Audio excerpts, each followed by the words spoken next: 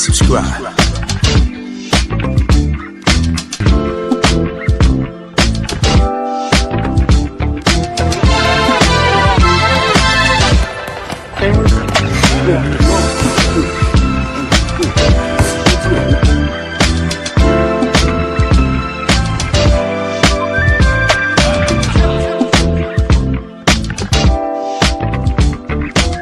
Subscribe to my guy, Uncle D. Tell him Big Bass sent you. Spurling. I'm an attorney here in Houston, Texas, an advocate for black men, largely because I am a black man. I'm a black father. I have black sons. Hey, man, I do what I do.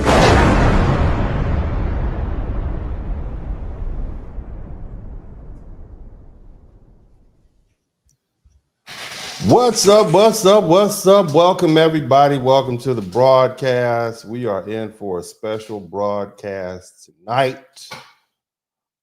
It's been a minute. I haven't been here because I have been busy. You all who noticed the special accessory to my wardrobe and who follow my other social media pages, you know exactly why I've been busy. Okay, Uncle D has been out here fighting for my life. You understand me? I've been out here rolling and tussling and fighting everybody that I can so that I could get what is called a purple belt in a Gracie Jiu-Jitsu, Brazilian Jiu-Jitsu. I was awarded my purple belt today. I'm very happy about that. It has been a 4-year journey. It took me approximately 635 hour-long rolling sessions over the past 4 years. And when I say rolling, I mean grappling and fighting. I literally have been, look, I've had shoulders dislocated, elbow joints dislocated, tendons stretched, snapped. Hell, I've been put to sleep about 5 times over the past 4 years and still had to finish my session after I woke up. So it's been real, man. It's been real. It's been a great journey, and I'm looking forward to proceeding on in my Brazilian Jiu-Jitsu journey. As you all know, I'm an avid amateur boxer. I love the martial arts. I'm also a green belt in Kaju Kimbo, which is a form of martial arts started in Hawaii. You know, this has just been a great thing, and I'm enjoying it. So I'm going to rock my purple belt for a little while. Anyway, family, we're here today on a special occasion. We are here because the critics, shout out to all the critics. I want you critics to know that at the appropriate time, you will be invited in. Critics, just so you know, I have critics, and my critics are numerous. You know, I've had to, unfortunately, deal with these folks. Now, let me just point this out for you all. I'm an advocate for black men, okay?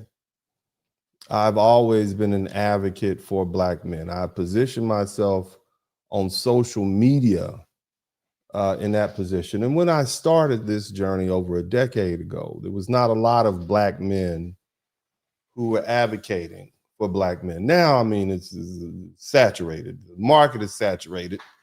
And, you know, it's really not as necessary as it was to get the man's point of view out.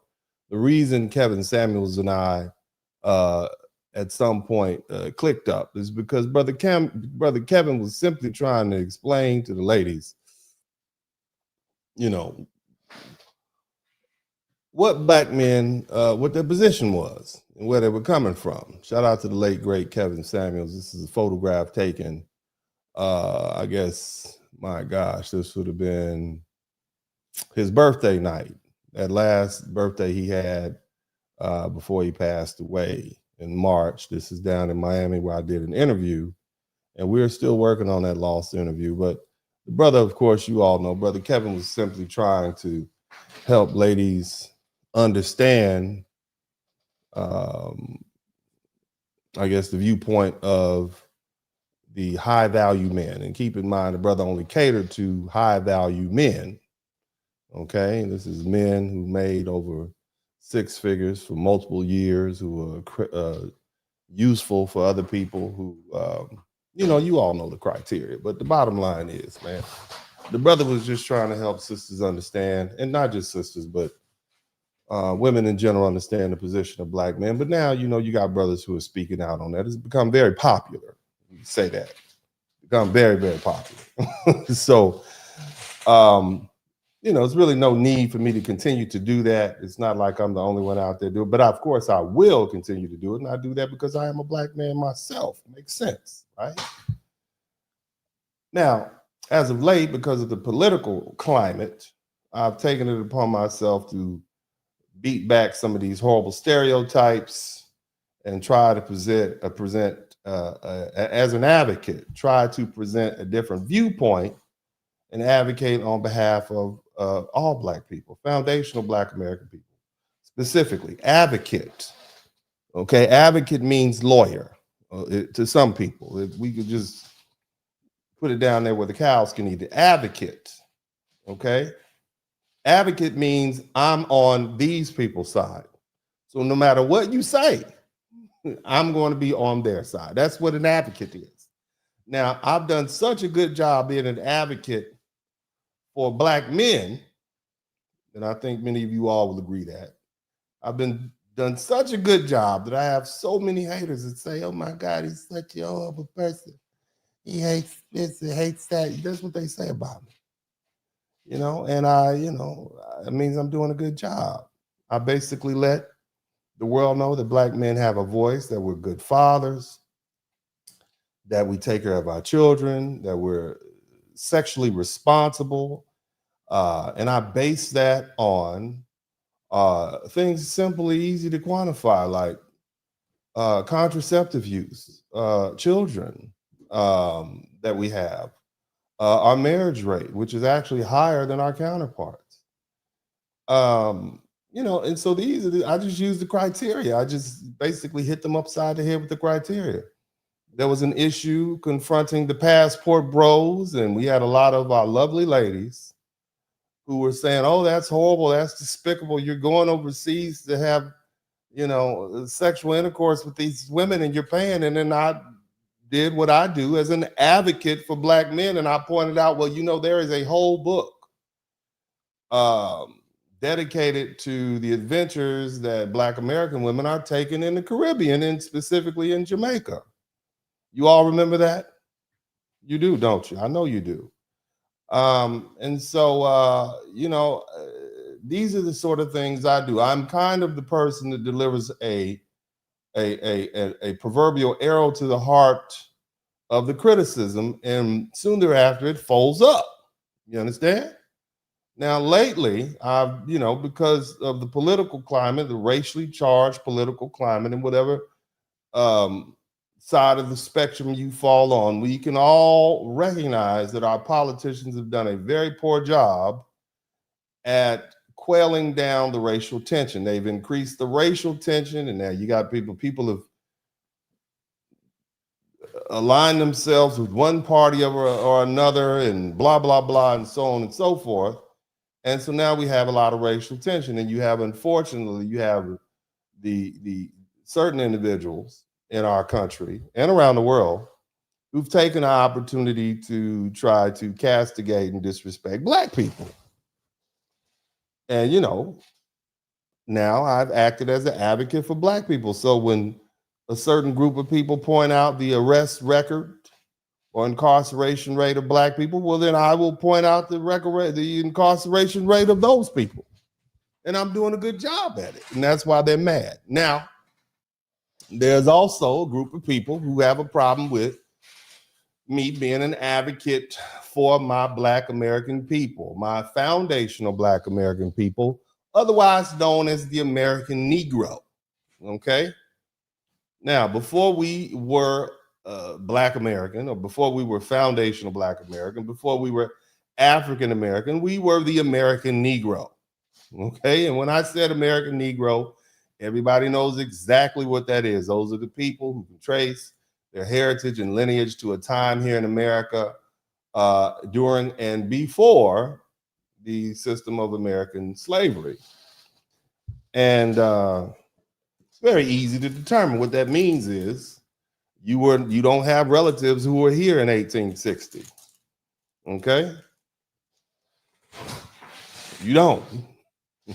You might be Black from the diaspora. You might have had relatives who were colonized. You may have had relatives who were enslaved. But you are not an American Negro. You are a Nigerian, you are a Ghanaian, you are a Senegalese, you are a Jamaican, you are a Trinidadian, whatever you are. Okay? Now, ethnically, there's a difference between ethnicity, family, and nationality. Okay? Ethnicity has to do with what we call race. Okay? Your nationality has to do with the nation that you're from. Okay? Your nation typically denotes the country that you are from. If I say South African, well, some of you might say, well, those are Black people. Well, what about the white people who are South African? That's their nationality. Ethnically, they may be of European descent, but then again, Europe is a continent. So we can break it down a little further. If we're talking about race, we could go to the old school Negro, Caucasoid, Mongoloid, et cetera, et cetera. Okay? And I say all that to say foundational Black Americans are a hodgepodge of people ethnically. We have African, of course. We have what we call Native American or Indigenous American. And of course, there's European. And then, of course, for many of us, there's also Asian. Okay? Culturally, those people could very well be foundational Black American and have the same ethnicity as a person from Jamaica or even Africa, especially in those places that were colonized. Okay? But culturally, there's a difference. Culturally, we are a certain group of people. Our culture defines us. Our ethnicity defines us. Our nationality is American because that is our country. Now, that seems to be a simple concept to understand, but a lot of people don't. Now, here's the thing. A lot of folks already say that we are divided, don't they? A lot of you, I want you gentlemen and ladies to go to Africa, especially you all who are American, and go tell them you're an African. And they will say, no, you're not an African, or no, you're not a Nigerian. They'll tell you a lot of different things. But what they won't tell you is that you're one of them. So when people, my critics, say that my rhetoric surrounding delineation and the delineation is secondary to a greater point. And that greater point is reparations, which seems to have struck a nerve with a lot of people. Reparations, when I say reparations, I'm talking about reparative justice from those African nations or those successor states that participated in slavery. Okay, but nevertheless, my whole point of delineation is so that we can establish who is and who is not entitled. Now, largely, a lot of people have an issue with the disrespect that a lot of people who are of the African diaspora bring to the United States and direct towards Black Americans or foundational Black Americans or the American Negro, however you want to discuss it, however you want to choose to describe it. But the bottom line is, family, Black Americans don't like that. Typically, we've embraced other groups of people. We have always been accepting of other groups of people, whether they be of the African diaspora or Latino or Asian or whatever, the Irish even. We've always accepted other people. And we don't receive that reciprocity. Now, there was a time when I had planned to go to Ghana. This was 2019. And like many African people of African people of African descent here in the United States, we fantasize about Africa. It was our longing to go home. And the problem is, stories began to come back, and you know, the difficulty that our people, when I say our people, the American Negro, the foundational Black Americans, were having in getting visas and purchasing land, and even in situations where we've purchased land and the land was taken back from us. These are horrible things. And so, me being who I am, I said, well, that can't stand. You can't take advantage of my people and think I won't do something about it. Now, I've always had in my mind and understood that Africans played a part in slavery. And I'm still talking about the critics, and I'm going to put the link in the chat room shortly. Matter of fact, I'm going to put the link in the chat room now because it's going to get hot. Okay, it's going to get hot up in here. All right, the link is in the chat room. So all my critics, and I know invariably there'll be people who will just want to come in and chat. But for the most part, the critics, you're welcome to come in, and I'm going to lay down the criticisms in a second. But as a means to an end, and I want you all to listen very carefully because a lot of folks will not pick this up. I think I established very early on that I am an attorney. I practice on a high level. I practice on a level where typically what's that dispute? Hundreds of millions of dollars. So I've seen the best that America has to offer when it comes to attorneys. I operate the way they do. I see how they operate. I've been in those rooms. I've been in those courtrooms. I've been in those conference rooms. I've been at those tables. Okay, again, the link is in the chat room. Please join in. All the critics, people, join in. Nevertheless, when you are negotiating with someone, you always negotiate from a position of power. You don't negotiate from a position of weakness. You're not to be begging people to give you what you want. And you don't get what you deserve. You get what you negotiate for, okay? My people, the American Negro, the foundational Black American, the freedmen, Black Americans, African Americans, you know who we're talking about. My people desire, some of them, to go back to Africa, and they want to be treated with respect. How do I, as a Black American who loves his people, how do I help facilitate that? Well, my people have been disrespected by Africans for centuries. What do I mean by that? Yeah, I haven't sent any boats to come over here to get us. When your individuals come to this country, many of you are very disrespectful. You use us, you purposely. We have heard that your parents and other people tell you to stay away from those Black people, those Black Americans, even though the only reason you're here in the first place is because of the fight that Black Americans have to, allow for you to immigrate here in the 1965 Immigration Act. Nevertheless, you come over here, you're disrespectful. When we go over there, our women get taken advantage of. They're the subject of a lot of fraud. Some kind of way, after all these years, immigration is still difficult for people who are of African descent. So what do we need to do? We need to get some leverage over these countries like Senegal, Nigeria, Ghana. How do we do that? Well, in my business, the best way to get leverage from somebody is the threat of taking money from them. And whether you like it or not, it is my position that the African countries, the successor states of what is now the Congo, Nigeria, Senegal, Togo, Benin, Ghana, Nigeria, they owe reparations to Black people. because of their participation in the slave trade.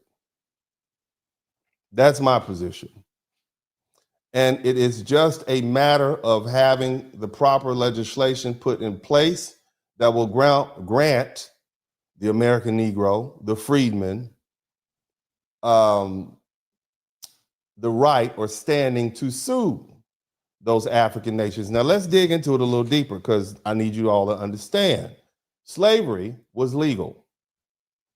Every country in the world has participated in slavery. Pretty much every group of people on this planet ethnically have descendants who are enslaved, not just white, not just black, not just anything. And it's not germane to black Americans. It is not. However, in 1808, slavery was outlawed. And there were ships like the Clotilda and the Wanderer that still brought slaves to this country. The Clotilda specifically, their descendants are still in Alabama. It's well documented. There was a criminal case that went to trial related to the two people who participated, the captain and the person who sponsored this. And the case was they were found not guilty. But the whole point being that those people who were picked up on the west coast of Africa and brought to Alabama, they still exist. And this was after slavery had ended. This was after there was a law in the books by the American government and peace treaties between the United States of America and Great Britain that said it was illegal. So an illegal act took place, and in furtherance of that illegal act, people, or in continuation of that illegal act, people were taken from the continent of Africa under the behest of the leader at the time. And I implore you to Google the Clotilda, and it'll, even on Wikipedia, you don't have to go that deep. They were bought, they were sold, they were brought here to the United States of America in 1808. They were sold, and the descendants are still there in Alabama right now. There's a lawsuit there. Who will we sue? Well, you can always sue whoever you want to sue.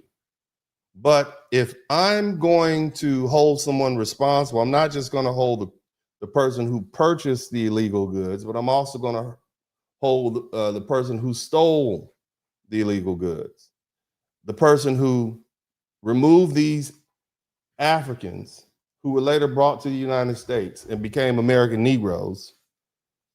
What about the land that they inherited or that they had at the time? What happened to that? What about the wealth that they would otherwise have? What happened to that? Are we just supposed to dismiss the fact that there were black people who existed in the continent of Africa, particularly on the West Coast, who had land, who had their own farms, who had their own real estate? Who has that land now? Why can't the descendants of foundational black Americans go back to that land?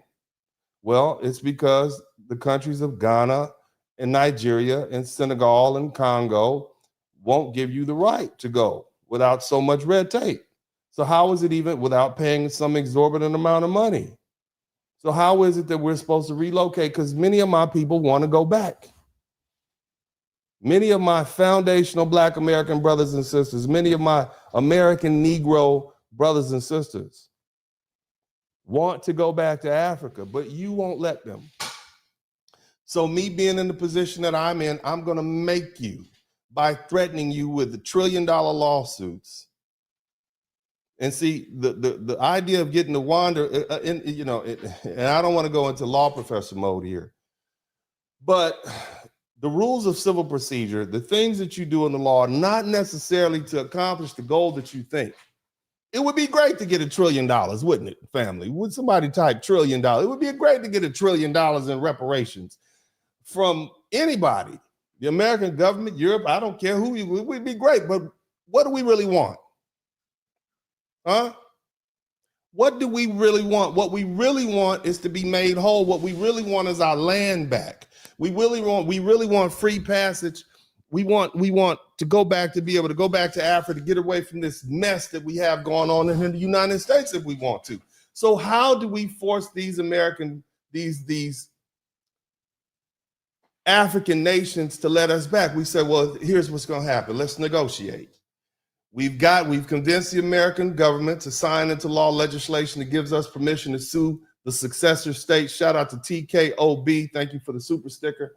We've convinced the American government to put into legislation a law that gives people who were bought and sold on the African continent after 1808, when it became illegal, permission to sue these successor states.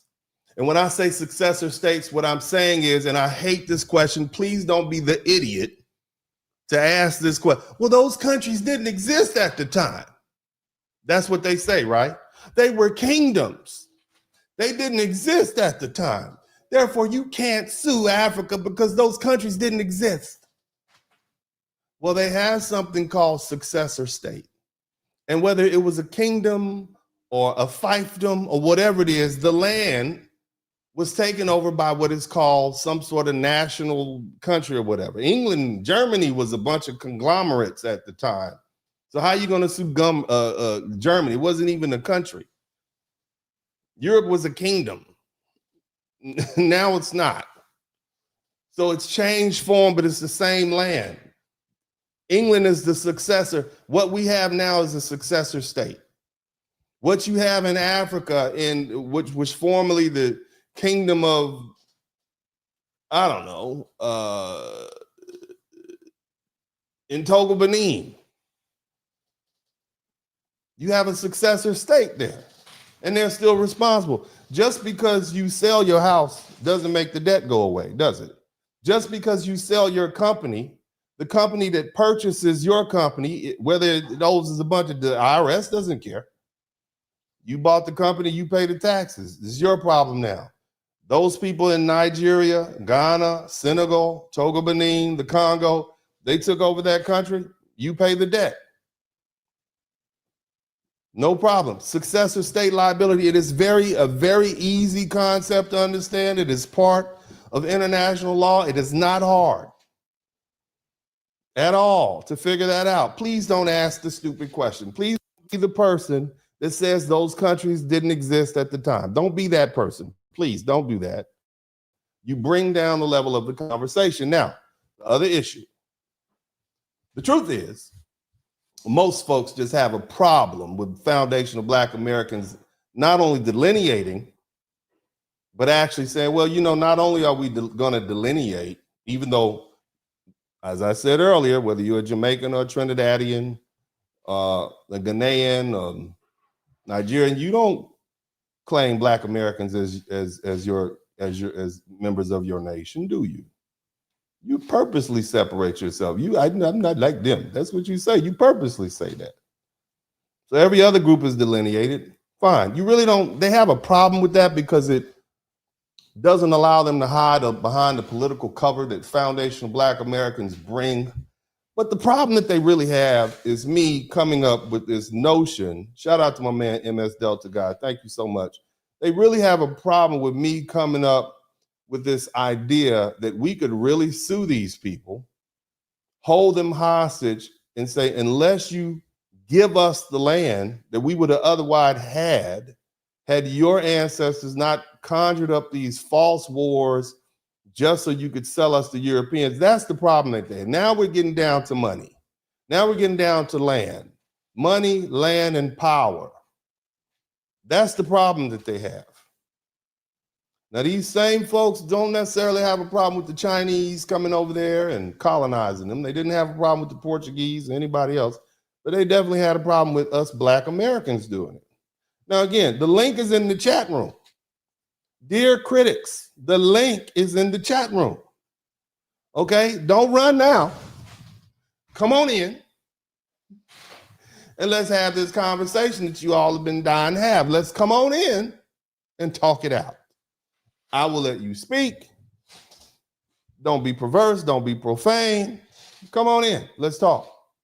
But largely, this is the problem that they have because some Black American had the notion, some Black dude, some Black man in America had the nerve to come up with this idea.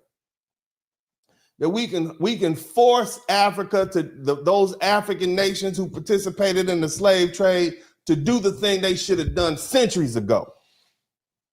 And that is to restore us and give us our citizenship and give us our rights and our land and our wealth in Africa. We don't want 40 acres and a mule in America. Now, I'm not going to speak for everybody, but we don't want 40 acres and a mule here. We tried that.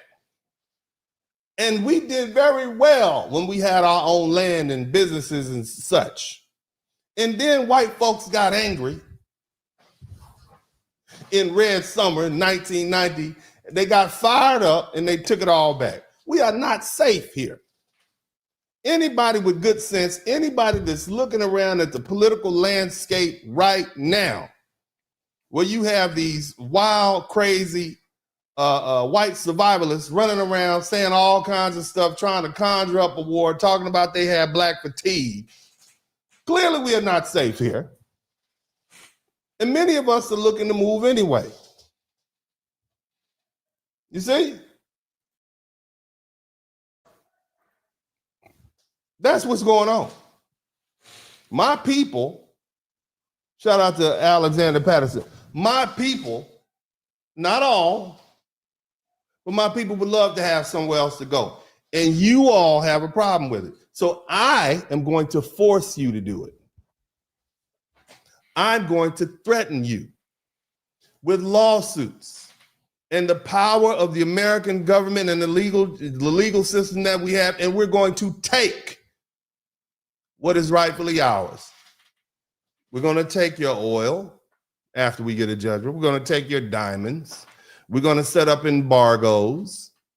We're going to use the might of the American government and the American military, which you can't do anything about, to take back what you helped steal from us when white folk came to our countries, which are our countries, just as much ours as yours.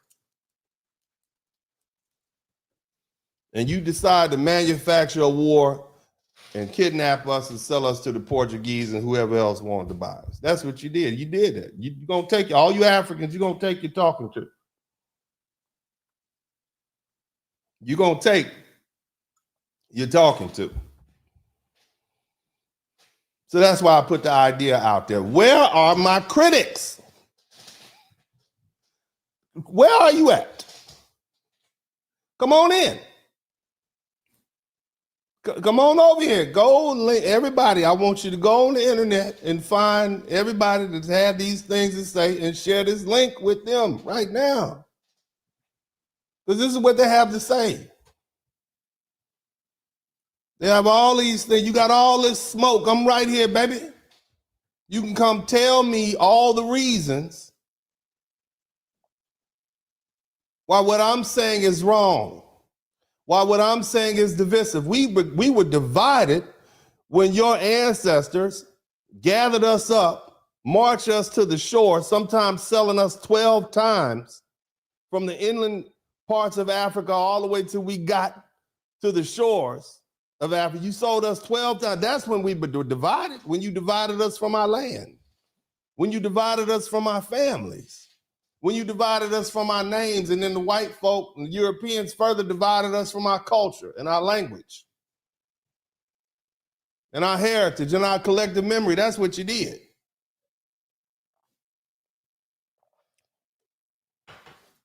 Now, many of you are saying stuff like, oh, well, Africans don't have anything. Yes, you do. You got plenty. You got plenty. You have land, you got diamonds, you got oil. Nigeria's got one of the most lucrative oil businesses in Africa. We should have some of that. We should have some of that, shouldn't we?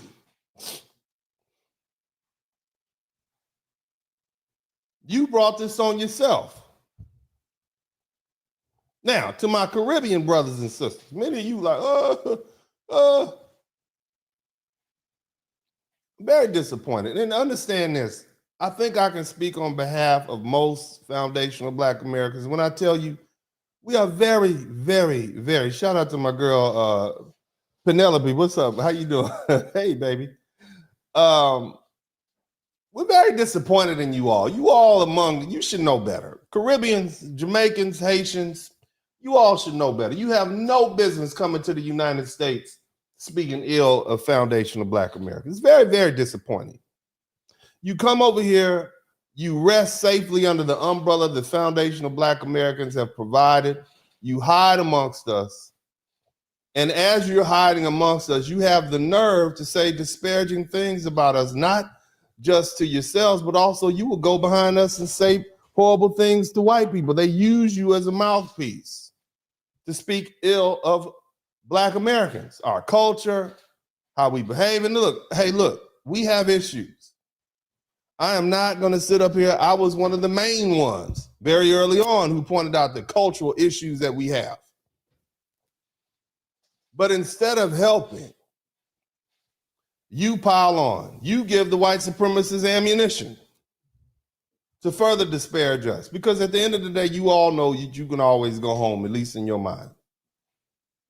But you come, you reap the benefit of the sacrifices the foundational Black Americans have made. The American Negro, for y'all who don't like the term FBA, you disparage what FBA's American Negroes have done. You belittle what we've done. You all will swear up and down that all we did was beg. That's what Africans say about us. You're big.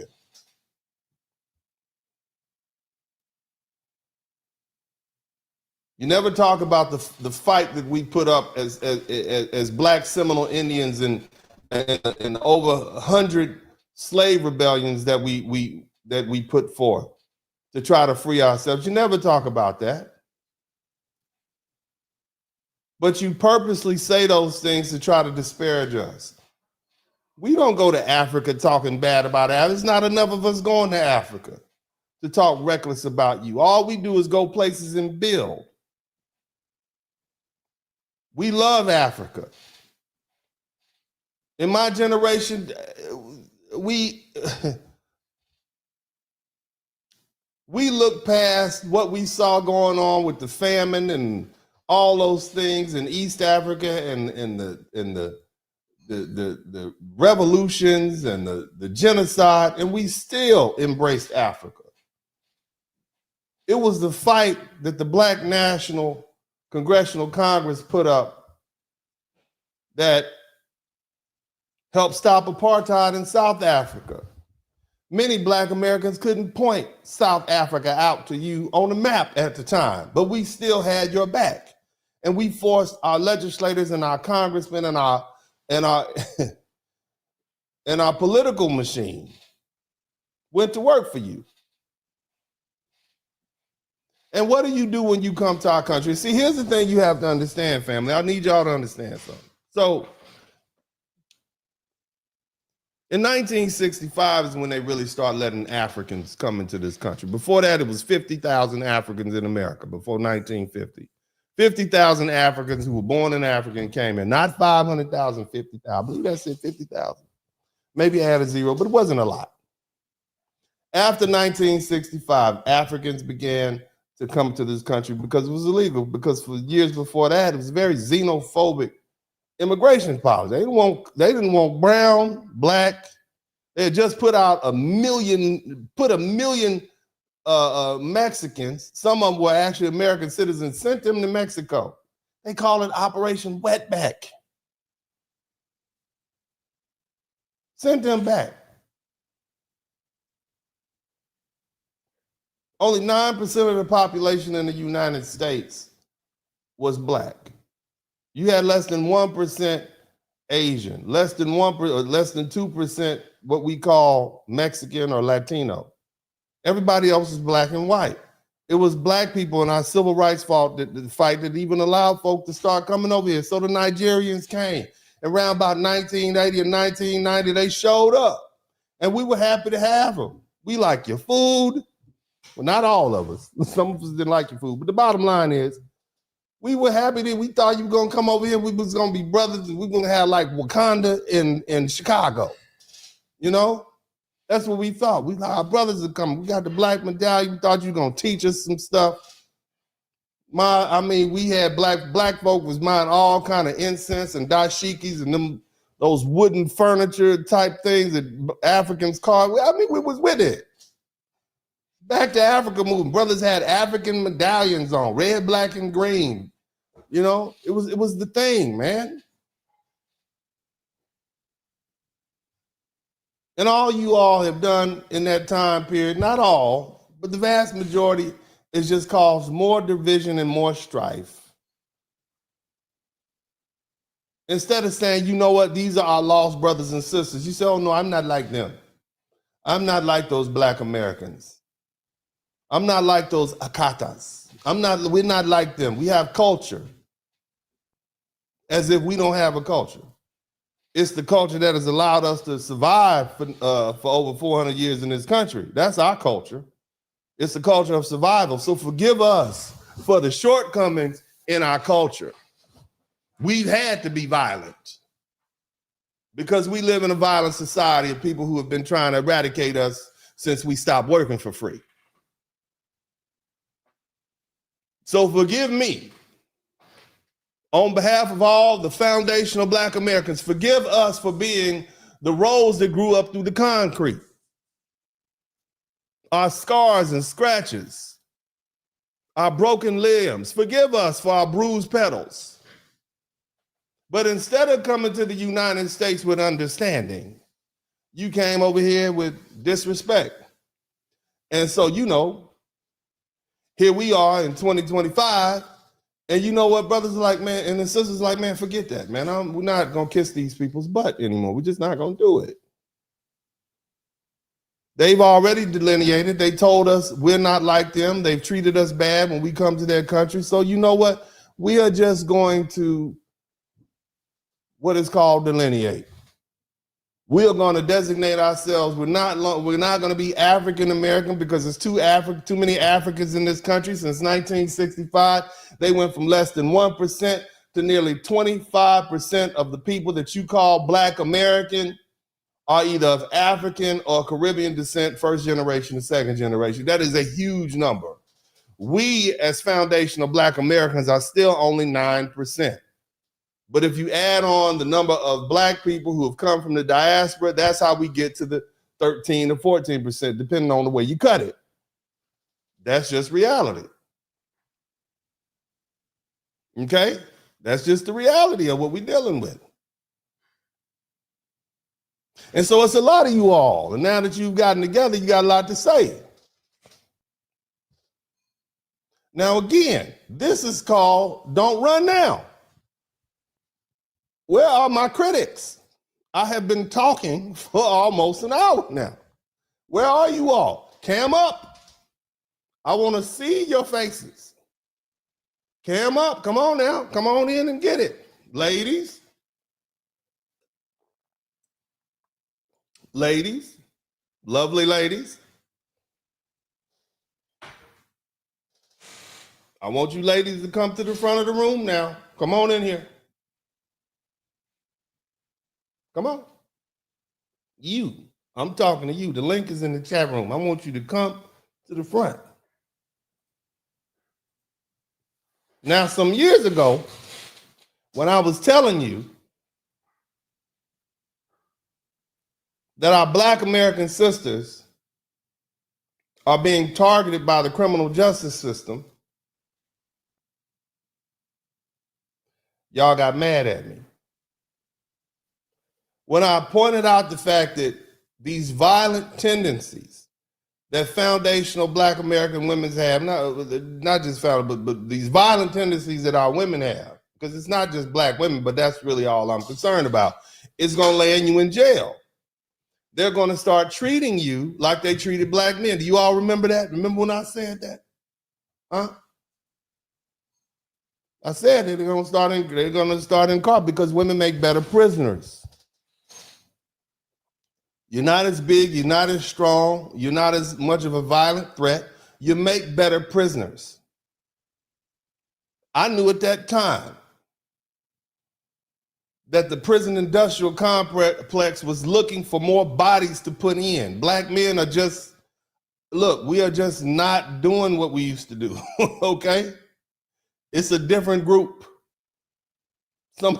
These dudes are not trying to rob and carjack and gangbang. They are painting their fingernails and wearing skirts. I'm just saying. God, shout out to the younger generations. But they're not doing what this vigorous group, these vigorous group of Gen Xers and the millennials and the baby boomers were doing before. They're just not. The prison incarceration rate has gone down tremendously. They literally have states who are being sued by these private prison owners because they can't keep you promised a certain number of criminals and you don't have them. And so they're going to start targeting women. And that's what you see happening. And I pointed it out. There was an incident where some young ladies had, shout out to Penelope. Thank you so much for your membership for 9 months. There was some young ladies who had done something to an Uber driver, and I based the whole broadcast around that, and I explained to y'all what's happening. And they got mad. I was telling you many years ago, we have a 304 culture in the United States. I was always, very mindful. I call our sisters lovely ladies because I didn't want to call you these names because I knew that folk would take that name. People that don't like us anyway would take what I say and use it against us and throw it back in our face. So I'm very conscious of that. I told you all that it takes a man to raise these children. A woman can maintain these kids, but you need a husband. You need a man. You need a man in their life. And I said the brothers are doing the best they can, co-parent or whatever. I had a whole television show dedicated to co-parenting. I told you all that. And you said, oh, he just hates black women. Oh my God, how dismissive. How dismissive. But now here we are. And in that time period since I started, not only do you have black women, or black men, other black men saying this. Remember, nobody ever said anything to the sisters because who wants to deal with that? Show your face when you come in here. Cam up when you come in here.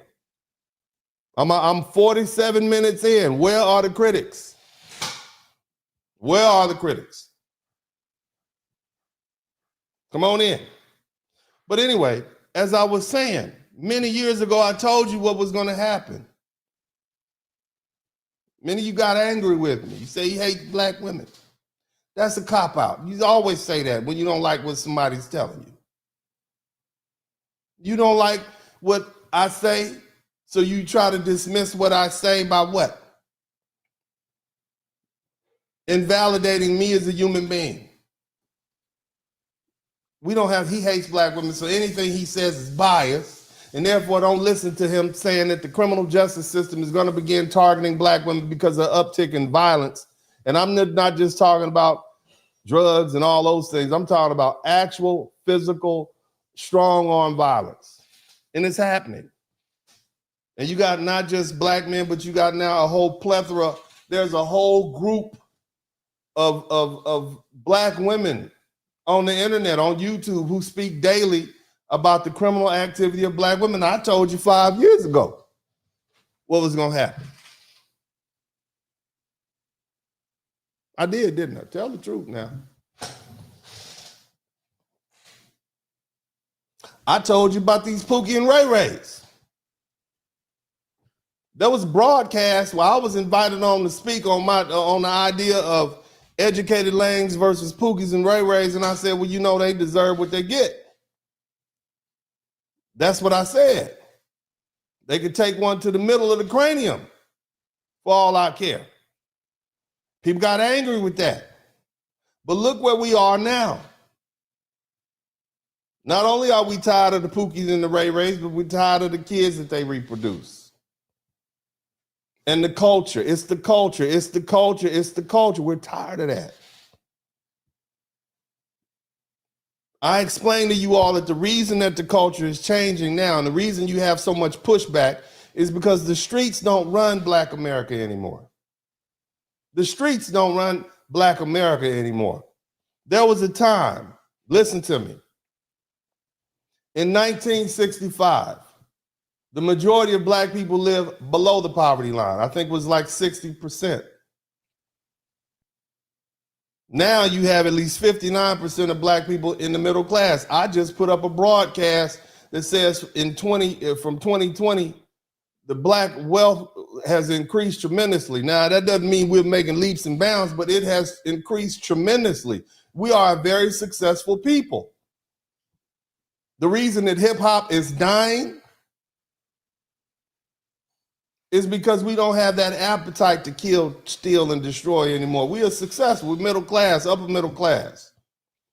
Over 57% of black men reach the middle class by middle age. We're not into those things anymore, family. We've moved on. We're different people. We want our money. And so that whole gang culture, thug culture is dying. And I pointed it out. Where are my critics at? I need to know where the critics are. Dear critics, hold on, let me type this in the chat room. Dear critics, where are you? Cam up. Come on now. I'm not going to be here all night. And I'm not going to hunt you down. Now, let's talk about something else. Now, and I'm going to put the link in the chat room for the critics. The critics, come on now. You asked for this. I'm here for it. Now, here's the other thing. And I've said this a couple times. And I'm going to say it again. I am a lawyer. Okay? I am a lawyer. And the most important thing to me is my reputation as a lawyer. So if anyone were to say anything disparaging about my reputation, I'm going to do something about it. Somebody said the link is broken. Let me go ahead and fix that. Let's see if we can get that together. The link.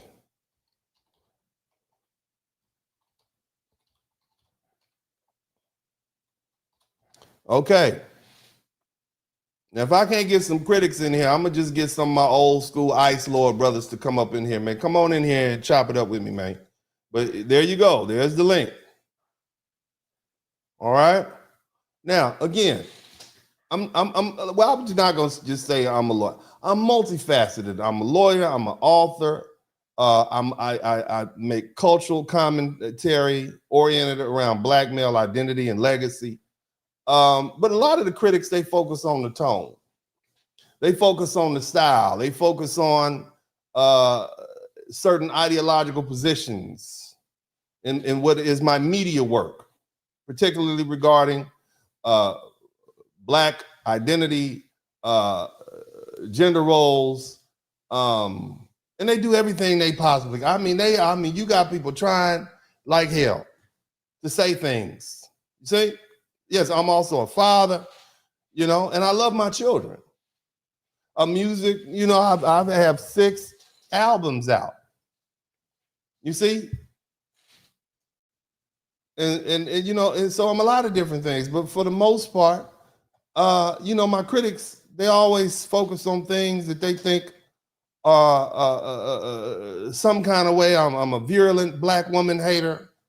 You even had some people, because I pointed out the fact that hundreds of thousands of black women lost their jobs when Trump got elected, that, he just happy black women lost their job. That's what he happy.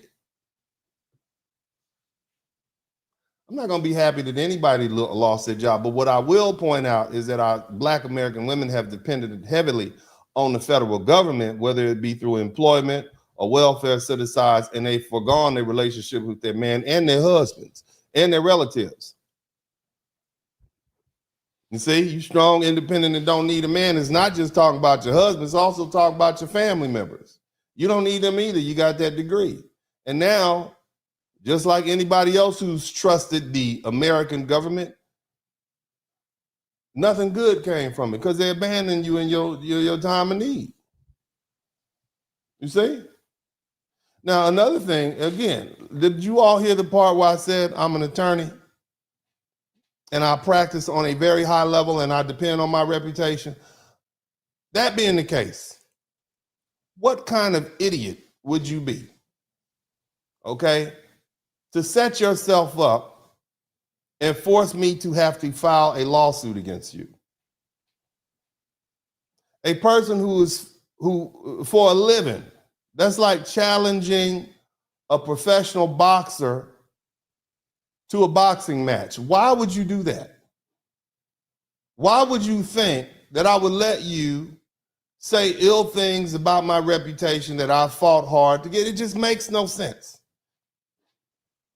to me.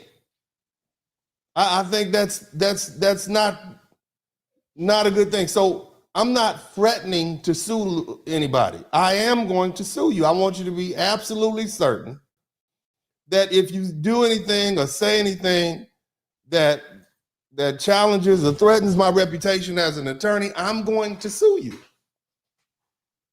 That's what you need to understand. Now, that being the case, if you want to challenge me on, let's say, reparations, or if you have a problem with something that I said and you think I've made a statement out of historical context, that's not something that I'm going to sue you for. I'm going to sue you for slander and defamation. I'm going to sue you for libel. I'm going to sue you for those things. Speaking ill, if you say things about my ability to practice law, I'm going to sue you. A matter of fact, you should expect it. What kind of lawyer would I be if I can't defend myself? Why would you all? I mean, let's think about it. See, I think the problem that a lot of black people have is they think I'm going to resort, and excuse me for using this word. I hate to use this terminology, but I think it's necessary. You think that I'm going to resort to niggerness. That's my word, patented. You think I'm going to jump down in the sewer and go back and forth with you on the internet and talk disparagingly about you? Why would I put myself on that level? No, I'm going to get a clean piece of paper, okay, that is white with black writing, and I'm going to explain to some court somewhere what you've done to disparage my name, and I'm going to sue you. That's what our ancestors fought for. There was a time when black people and all Americans had to handle their business in the street like animals and savages. I don't do that. As I sit here with my jiu-jitsu belt on that I've earned today after fighting for my life for the past 4 years. Yeah, but we don't do that. Didn't I just explain to you that black Americans are successful now? We hire lawyers. Okay, we hire lawyers. We get our lawyers to track you down. Okay, and then we sue you. That's what we do. Nobody's gonna be going back and forth with some internet personality. We're gonna sue you. And we're gonna keep doing it. Because you have spoken in a disparaging way about my reputation and my name. And I employ everybody out there to do that.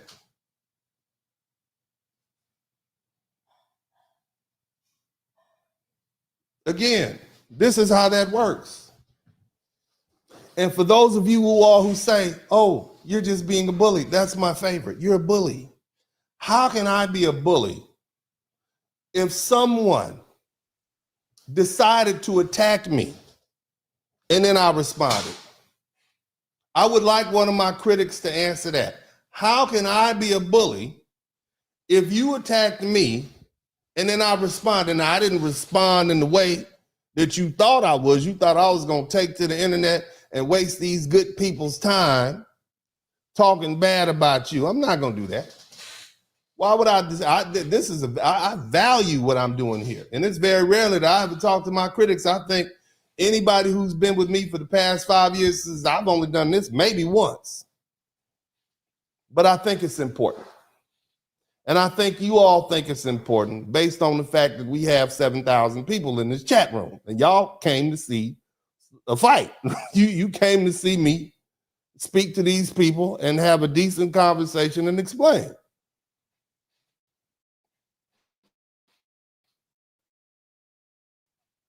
Right?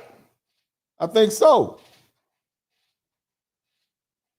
I'd like to let them say what they want to say. I want to hear what they have to say. But what you're not going to do is disparage my reputation as an attorney and me not respond. That's not being a bully. That's me defending myself. That's me responding to your attack. Now, you can't get mad if you attack someone and then they respond. That's not being a bully. You actually initiated this conflict, and now you're having to deal with the consequences of it. And that's to anybody. Now, how do I go about determining who it is that I may contemplate filing a lawsuit against? I call my lawyer. What happens is folk here who support me, they'll send me an email or they'll tag me in something. They said, this person said this. And, I'm like, all right, whatever. I've got fish to fry or something like that. Cam up, cam up, cam up. Okay, cam up. Let me see your face. Make sure you're a real person. And then I'll send it to my lawyers. And they'll make the determination. And that's how that works, period. I don't deal with these things. I have other things I want to do. But nevertheless, we're going to go ahead and start. I don't know if we have critics here or not. You got a cam up if you want to come on. If you're a critic, raise your hand in the chat room. Those of you all who are cammed up right now, if you are a critic of something that I say, raise your hand so I'll know. Okay, shout out to Don, PL2, RG. If you're a critic, just raise your hand. I'm looking at you. Those of you all who've cammed up, I'm looking for critics.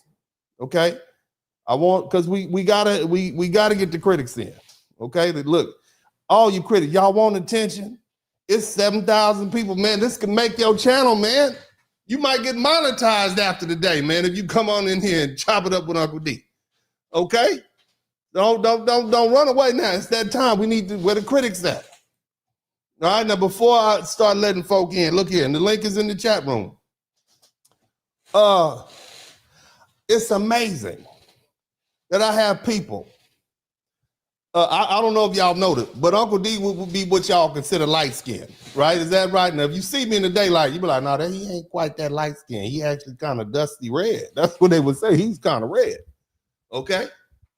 But with all these lights on my face and so on and so forth, but I am a foundational Black American man, ethnically and culturally. But what my critics would say, this is what they say. They say, well, you can't be an advocate for the American Negro because you're light skinned. That's what they say. The other thing they'll say is this. Here's a good one. I found out, now I'm 51. I found out when I was 40 that my biological father may be a man from the Caribbean. Now, the man that raised me, the man I'm named after, Black man, born in New York, mother from North Carolina, father from Mansfield, Mississippi. I'm named after this brother, Grandpa Spurling. Shout out to Hoosie 32324. I just found out at 40. Now I'm 51. You understand what I'm saying? Now, for you all who say, well, his biological father might be a man from somewhere else. Okay, let's table that.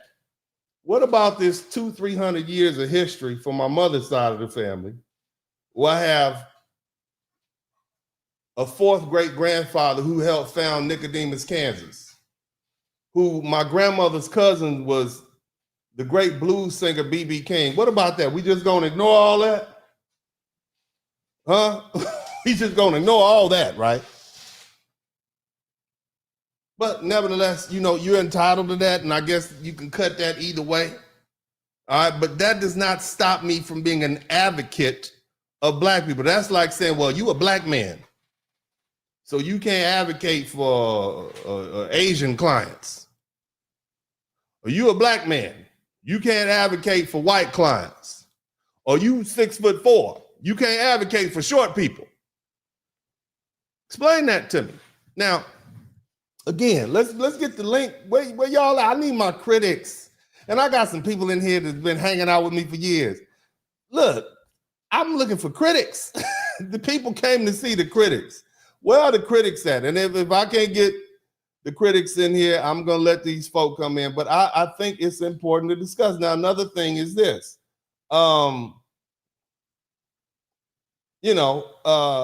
not necessarily a member of the Black manosphere.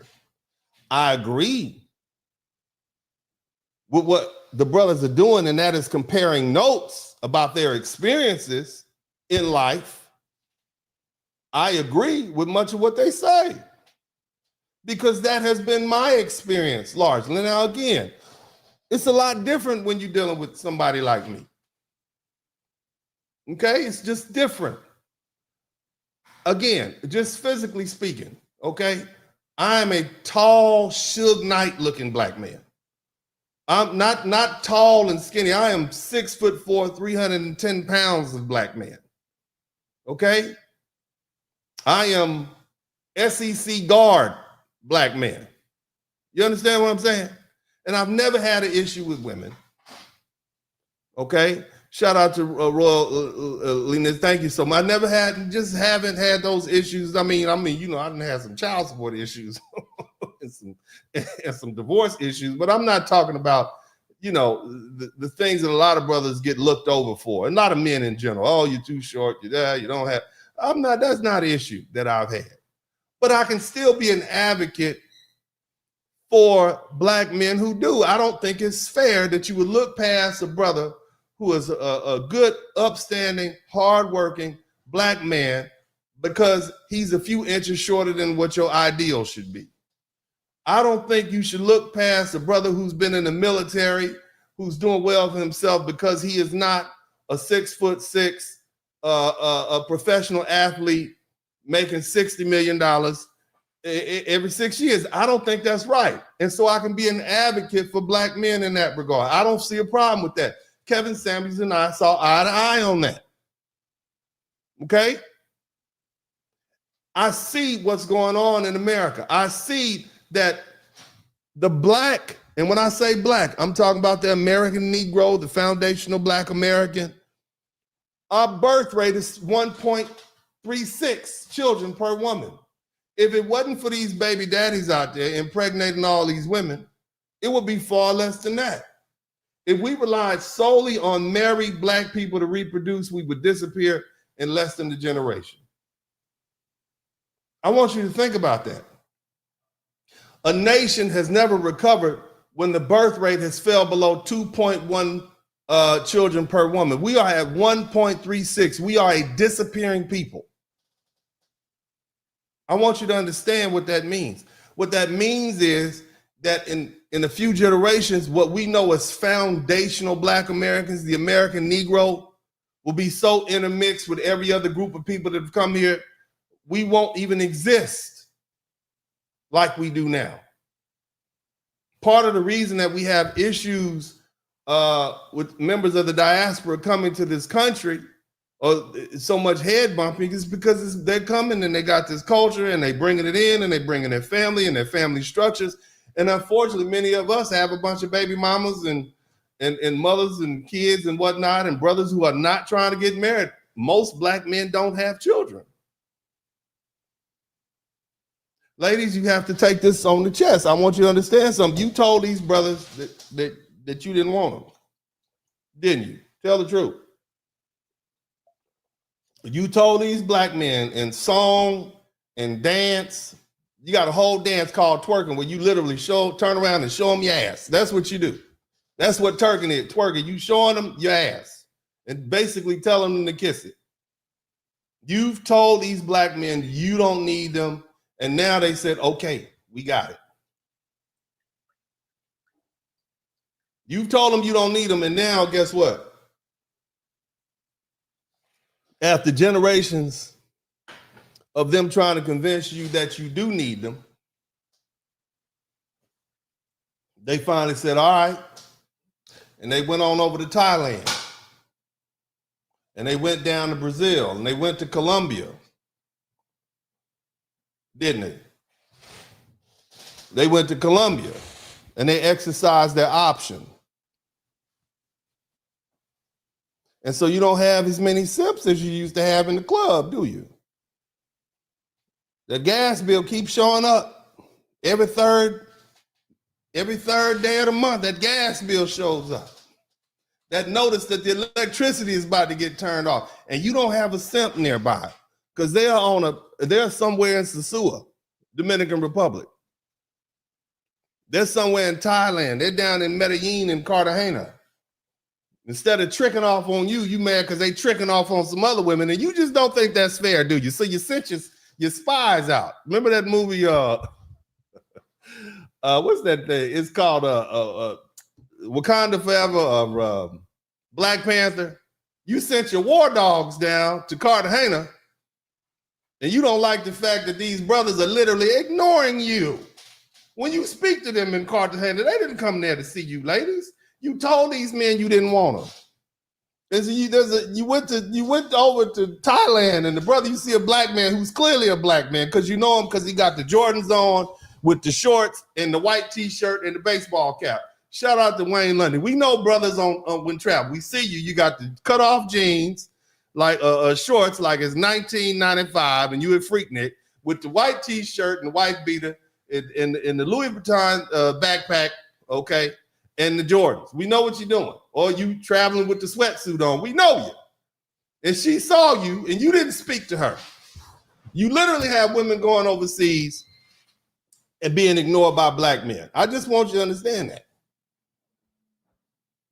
Because they gave you what you asked for. You wanted the passport bros, and look, let me tell you something. I'm 100% in support of the passport bros.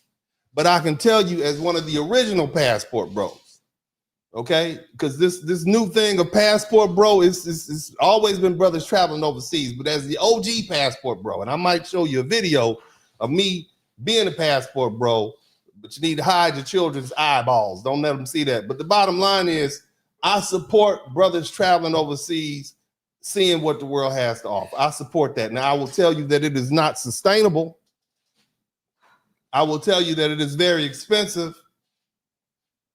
I will tell you that you can enjoy yourself, but that the bottom line is you need to set up roots somewhere because you're going to need stability and you want to have something to show for yourself when you get 45, 50 years old. Can't be a passport bro from 18 to 48 and have nothing to come back to. You're going to need some Social Security and a bank account. You can't spend all your money tricking, okay? Because at a certain point, no woman will want you. But it's something that you can do. I think all black people should travel. I think black women should travel. All right? Now, we're going to let some people in. I'm going to let some folk in here, let y'all in one at a time. I got an anchor. I'm gonna let my man who's the anchor come in last, but we're gonna get this one brother in. Brother, welcome to the broadcast. How are you today, sir? I'm doing well this evening. How are you, Mr. Spurling? I'm good. How Now doing? you are coming in respectful. You don't even sound like a critic. Okay, I need some critics to come in here. No. But go ahead, brother. Go ahead. So you're the Blizzard King, and so I'm not even sure if I'm a critic because you said something that triggered me. I was like, I need to find out more about it because maybe I need some education. I might need it, and I think you're a little bit older than me. You might be able to help me out because you said something about reparations. But I also hear the statistic, and maybe the statistic is fugazi. They say us African Americans, us FBA, have a spending power of 1.7 trillion. What is that about, Mrs. Spurling? If we have that much spending power, why do we need reparations? Let me know. Just because the Jewish people make plenty of money, but they got reparations from Germany and America.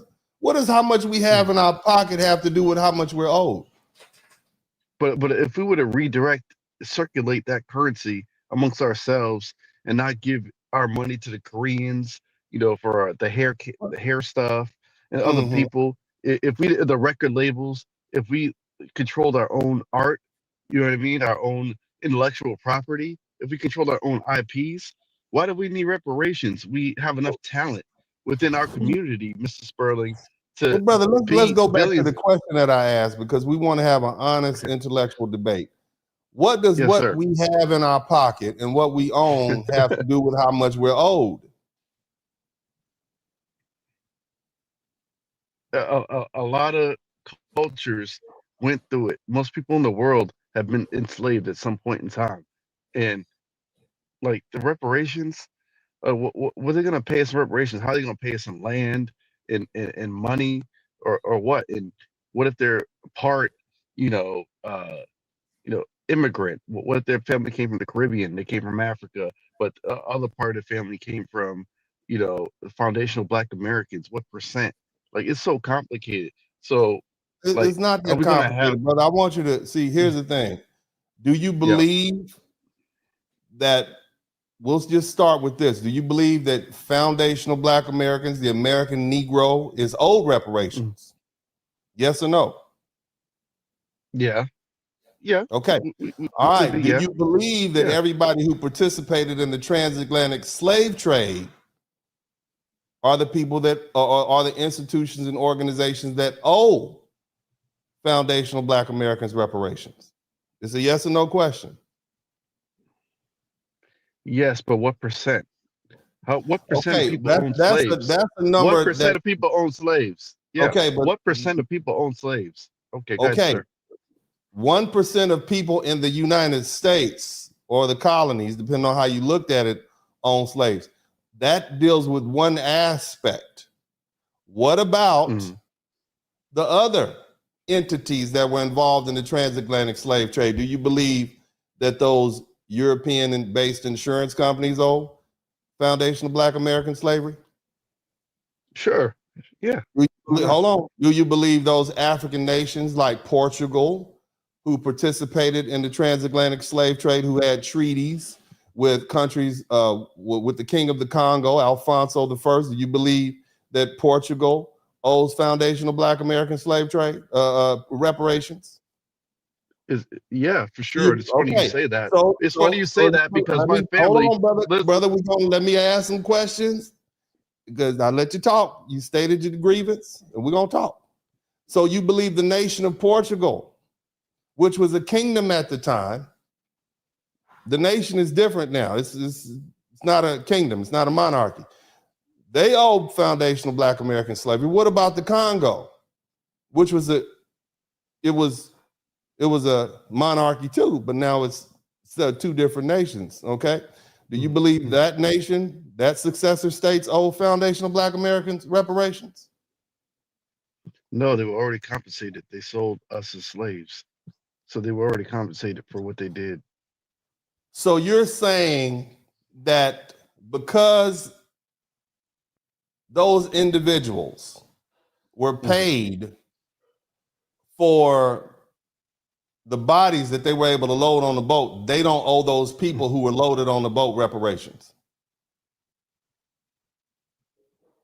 So basically, what you're saying is the two crooks that participated in stealing us, because one crook paid another crook, the crook that paid Mhm. the other crook doesn't owe the people who they actually stole reparations. That's what you're telling me. When you put it in that way, So yeah, I yeah, guess they both. Yeah, they both yeah, they both should do. So we can agree on that. pay Okay, so reparations. Yeah. I'm glad we've Yeah. gotten to Okay. that point. Now hold on, brother. Hold on. Now, Mm. here's the problem that an intelligent, Mhm. thoughtful critic would say, Mr. Spurling, Mhm. slavery wasn't illegal at the time that No, those it people wasn't. were sold into slave. That's what I could respect that. I could see if you Yeah, they said were if you sold as. came out, Yeah, they were sold if as. you Yeah. Yeah. yeah, and that's a good. So ask me that question. Say, what the hell are you talking about, man? Slavery wasn't even illegal. I just told you everybody was a slave. Isn't It, that what it, you said earlier? that's what I said. Is that even Yeah. Europeans, the Slavs, all these Yes. people have been slaves all around the world. Yes. That was a common practice where Yes, it slavery was. was normal. It Mhm. was normal. It was what's the word I'm looking for as a lawyer? It was what? You tell Legal. me you're legal. Yes. It was Yeah, it was legal. legal. How Yes. dare you come up with these They cockamamie were arguments compensated. that slave people should be compensated for an activity that's been legal for thousands of years, Mr. Spurling? You're a horrible attorney. I would never hire you. And you know what my response would be? Go ahead. You're right. It was legal up until 1808. And then it was illegal. Then there was a treaty. Who made it illegal? Who made it illegal?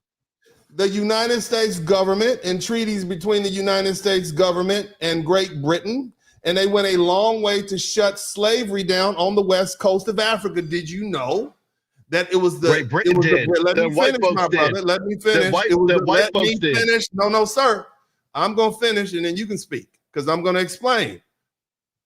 Okay? And that's how we can do this and not resort to, as the N-word I use, or the niggerness. We don't want to do that because white people are looking at us to have this conversation. But after 1808, there was a treaty. First of all, 20 years prior to that, in 1887, the United States said, well, we are going to outlaw slavery in 20 years. And that 20-year time period would have elapsed in 1807. Now, the reason they were going to do that is because, first of all, you had all of these rebellions going on, and these black people being brought from the Congo was tearing up the country. They were rebelling. You just was terrible for white folks. It was scared of that. You got to stop bringing them over. So what we're going to do is we are going to breed slaves in places like Baltimore, Maryland, and North Carolina, and Virginia. They had slave breeding farms. That's why we went from 4 million to 400,000 to 4 million by 1860. They were bred to be like that. But it was big business. See, the land in Virginia had so been stripped of its minerals because of the cotton crops that it was no longer good. You see, it was no longer good to grow the crops. So what did they do? They said, well, we're going to start breeding slaves. There's a need for it. We're tired of these folk anyway. We got to get them out of here. There's too many of them coming over here. Bottom line is that we made it illegal to bring slaves over. We gave people a 20-year time period from 1887 to 1807. And so it went into place in 1808. After that, it was illegal. It was the British government, white people. It was the British. Let me go back and tell you. It was the British government that had to literally stop the African kings and nations from selling other black people into slavery. They would literally patrol up and down the coast of Africa, stopping ships from selling other black people.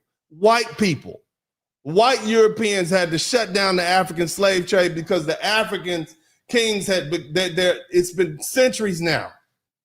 Keep in mind, slavery still exists in Africa. Right now, they still got places in Tunisia where you can go buy a Negro, a sub-Saharan African. But the bottom line is they shut it down. It was illegal, but yet you still had people who the Wanderer and the Clotilda, who then did what? They went through they navigated the waters, they got around the slave patrols, and they still brought people here. Those are the people that must pay reparations. Now, here's the thing. If we can get a foothold, if we can get some case law in place, and this is how lawyers work, this is how the law works. If we can get some case law in place that gives us grounds or at least one reason to get reparation, we can get two, and then we can get 4 reasons, then we can get a whole list of reasons why our people should be granted reparations. Now, here's the thing. There's a lot of Caribbean people in this chat room. There's a lot of people from Trinidad, and they have in Jamaica and Haiti, and they have a very similar background. If it works for foundational Black Americans, it sets a precedent for all the other Caribbean people. Now, what do I want? What do I think my people want? And if you were here earlier, you heard the conversation. Do I ever think we'll get $1 trillion from Nigeria? Probably not. Even if we sued Senegal, Gambia, Nigeria, Togo, Benin, Congo, I believe they have value there, but I don't think we'll ever get it. Let me finish, bro, because then I'm going to let you speak. I don't think we'll get that, but let's say we are able to get the law changed. Let's say we're able to get something on the books which grants us permission and standing to sue these people. And under the threat of hundreds, maybe dozens of lawsuits, They'll say, well, what can we give you in trade instead of this money? How about we give you some land? How about we give you ease of access to become dual citizens? This is how you negotiate from a position of power. Now, why is it, my brother, and I'm gonna ask you a question. Why is it, black man, that I, as a black man, have to sit here and explain to you this on a public forum for everybody else to hear my strategy? Why is it, as a 25-year veteran, a Hall of Fame attorney, would you have people on the internet referring to me as a dumb lawyer? Because see, if it was a white man saying this, you wouldn't have no problem with it, would you? Let's tell the truth.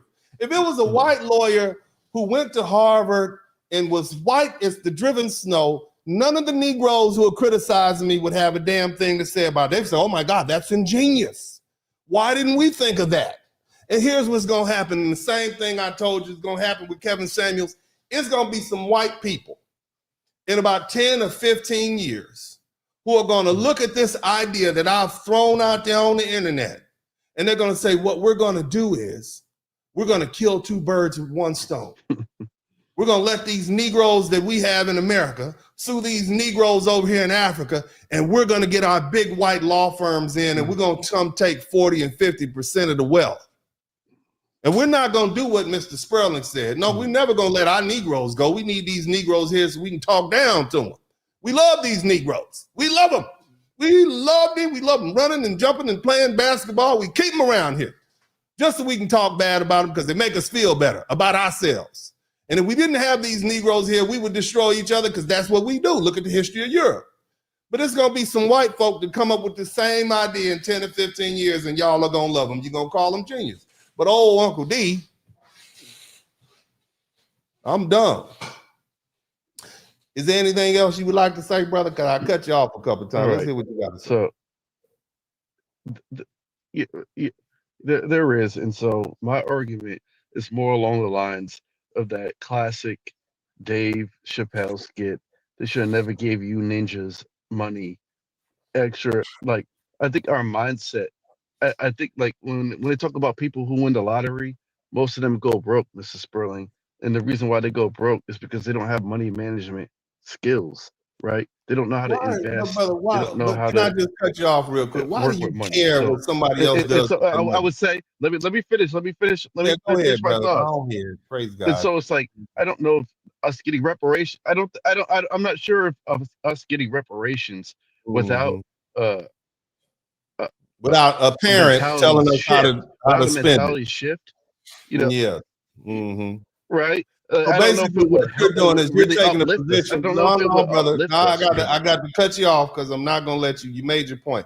What you're doing is taking the position that the white liberals take, and that is that these Negroes don't have the sense enough to do what's in their own best interest. You're basically, because see, you got two mindsets of white supremacy. We never talk about. Shout out to Lock Prophets. You got the white supremacists say, I can't stand these Negroes, don't want to be around them. All of them should be hanging from some, tree somewhere. That's what they think. And then you got the other ones that say, well, no, the Negroes just need they need parenting.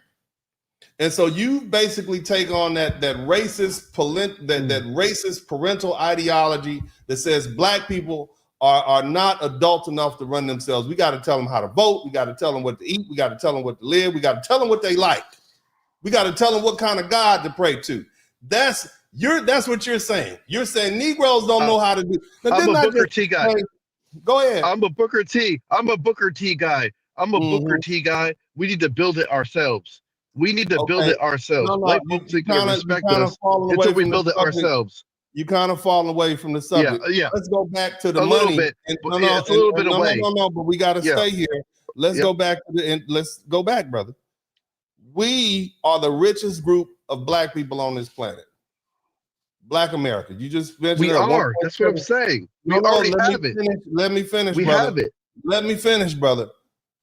Over nearly 60% of black men reach the middle class by the time we're middle age. We have 1.7 million millionaires in the United States. We own more land, we have more political clout, we have more wealth, we have more spending power than every other group of people of African descent on this planet. And you are telling me that we don't know how to manage our money. Mm-hmm. What basis do you? We don't. Yeah, but what base? Where's that come from? Because when I look at the statistics, when I look at how we've dealt with our money, apparently we do. No, because we're still largely in debt, especially our African American women. But they're very educated, but they're very in debt. A lot of us Shout out are to in Drew. debt. You know what I mean? Okay, And brother. so The it's not. United States is Go ahead. $38 trillion in debt. Yeah, yeah, that's true. Yeah. I mean, if So we it's look not at a just a lot of these black people thing. are in debt. Do you have a debt? I mean, I don't want to get in your Yes. business. You got Yeah. debt? Yes, I do. Yeah. So I you have student loan basically, debt. because Yeah. you have that debt, that credit card debt, I don't know, whatever, you shouldn't get your paycheck next It's week. student loan debt. Because you don't know what to do with it. I have student loan debt. Yeah. Look. No, I want you to Yeah. fall back now. I mean, I'm using your logic. Because you're in debt and you don't know what to do with your money, some money that we're gonna call him Cleophas owed you $45. He don't give that. He shouldn't give that money to you because you don't know what to do with it. Now he stole your pit bull back when you was 10, and you just found out, and you want your $45. Okay, and but now because you got this credit card that you don't know what to do with it, he just gonna keep it and tell you what to do. That's your logic. They say you too stupid to know what you do with your money. That's very white supremacy, brother. No, I think we need to circulate our money amongst ourselves and not let Jews and whites and other folk run products and services If you that are, we let me use run this. Look, exclusively. bro, if you are Mhm. stupid enough Mhm. to give your money to other people, that's your own damn fault. I can't be mad at a fool for getting his head bumped. If you're a fool, bump your head. That's what happens. You can learn. But But look, I think you have. as a people, we're doing that No, collectively, as a people, we're brother. doing We're great. doing that. No, as a people, we're doing great. Now, there's some individuals with issues, but as a group of African people who literally had our land stolen from us in 2019 and our towns burned down a little over 100 years ago, we're doing great as a group of people. Come on back. You understand what I'm saying? I'm here. Yeah. This is what I'm talking about. Okay. I don't accept the fact that other people can come in and tell me what I can do with my money. If I'm owed it, I'm owed it. But let me go back to my greater point. Yeah, No, Mr. you gotta Spurling. stop because I got to get some other critics up in here. Let me go back to my point. Brother. The whole point of holding these folks responsible is for what? Leverage. This is a power play. You negotiate from a position of power. If I say, look, bro, locomotion, if I say, look, if you don't start letting my Black American brothers and sisters, my American Negroes, cut through all that red tape and get dual citizenship in all these countries, we're going to sue you for $1 trillion. We're going to get a judgment, and every shipment of oil that comes off the west coast of Africa, we're going to take it. We're going to embargo you every diamond that you send overseas. We're going to take it. All these African diplomats and people with bank accounts in Europe and America, we're going to seize all your money unless you cut through this red tape. And on top of that, when we get there, we want a stipend and we want our land to be untouched. We don't want you saying, oh, the chiefs got to vote about it. And when the chiefs vote about it one year, well, you didn't ask the right chief. After you build a nice building on it and an apartment, then the chiefs come back and take it. No, we don't want that. You see, leverage. Right. It's a complicated issue. It is not for non-lawyers to understand. I get what you all are getting caught up into the minutia. The big picture is we hold folk responsible unless they give us something. This will be good not just for foundational Black Americans, but also Caribbeans who also share that history of African slavery, and South Americans who share that history of the transatlantic slave trade, and Brazilians and all the other people who were dragged off their home continent and brought to the New World against their will. So why would you get in the way of me doing that for millions of African people? Why would you get in the way of me doing that? I'm not going to get in the way, Mr. Spurling. Well, good. God bless you, brother. Let's go ahead and get somebody else in here. Yep. We'll see. Go ahead. All right, brother. Take care. No, did we clear the air though? Did we clear the air? Yes, we cleared the air. We cleared the air, brother. Because I'm sure there's a lot of other people out there who have the same criticism. All right, praise Moses. All right, hallelujah. Hallelujah. Look. Woo-wee, I need some water. Look, man. Where the rest of y'all critics at? Come on back in here. We want the rest of the critics to come in here. I need all the critics to come up in here. Now, I'm gonna bring a very rude man in here. I don't want him. Look. Many years I would let brothers come into the chat room and we would say all kinds of stuff. This gentleman has been here for years. Okay, he's been here for a long time. He's not a critic. He criticizes a lot of people a lot of time, but I don't want him in here. And I know he's left. I don't want him in here saying anything disparaging about any groups of individuals. We're not gonna have that here today. Okay, he is a true light-skinned brother, and I can't control these people. They're not like me. I'm red. Okay, I'm red, and I can't control them. Now I want him to come in here, but if he says anything, it's gonna get me demonetized. I'm gonna get him out of here immediately. Okay, a man who needs no introduction, one of the original Ice Lords, Mr. Devin Lockett. Brother, welcome back. How you doing, brother? How you doing? Blessed in the Lord. Go ahead. God bless you, man, because what you're talking about is a worldwide revolution of justice that will start here in America. This is like the dawning of the age of Aquarius. It'll start here in America because you and other powerful, intelligent Black lawyers and attorneys that we already have within our community, within our society, can bring this about. And that's going to just have a ripple effect to every person, every Black man who has ever been in bondage anywhere on this planet. And yeah, brother. And I don't understand why anybody would get in the way of that. No. All I'm doing is presenting an idea. If we can see, here's the thing, Devin, and you know this, and you all know that Devin's a military man. Brothers, he and I are close to the same age. So of course we're gonna have some commonalities. And when you get to this certain age, you start looking at the world for what it is. Okay. I love being an American, but at some point I'm gonna move too. Okay. At some point, after my kids are able to take over my business and do well for themselves, I'm gonna go somewhere and chill out and enjoy myself. Because America is not somewhere you can get comfortable in and cozy up to. It's always gonna change. It's always gonna be expensive. You can have $1 million house and pay it off and still end up paying $30,000 or $40,000 a year in property taxes. And that's not something you want to end up doing at 78.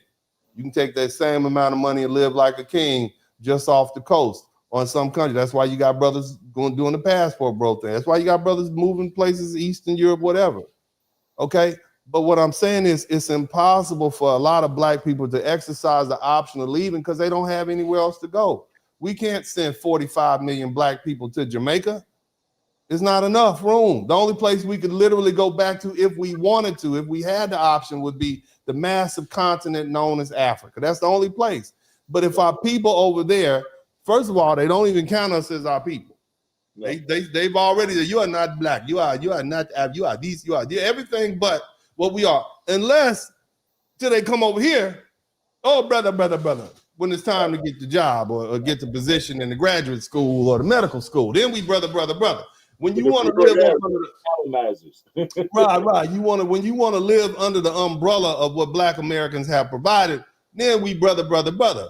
But when it's convenient to you, we not. When somebody does some fraud and steals $1 million from a bank, oh, Black Americans are terrible. But when somebody graduates from medical school, top of the class, the night the flags come out.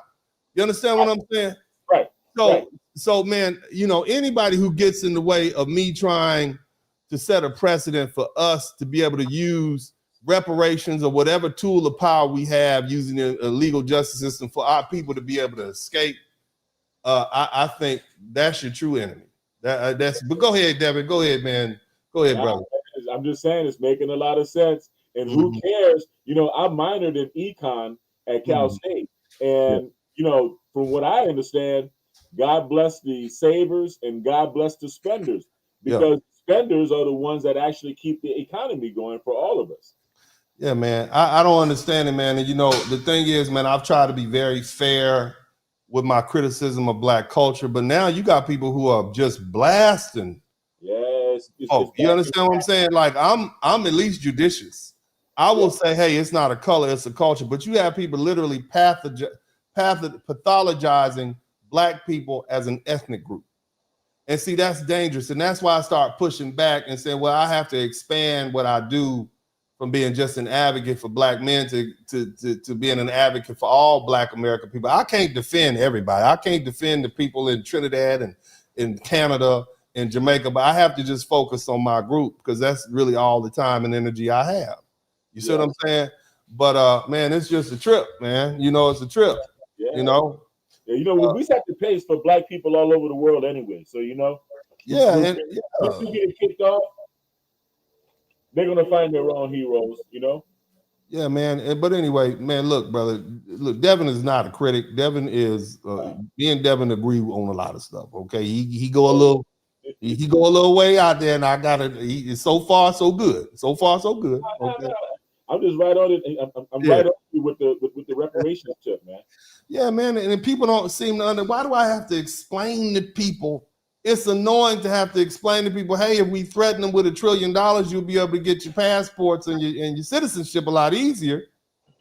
Wouldn't you like to go over there and say, look, this is the land that we have. We had an agreement that we came up with in 2030, and we got 40 million acres set aside for foundational black Americans.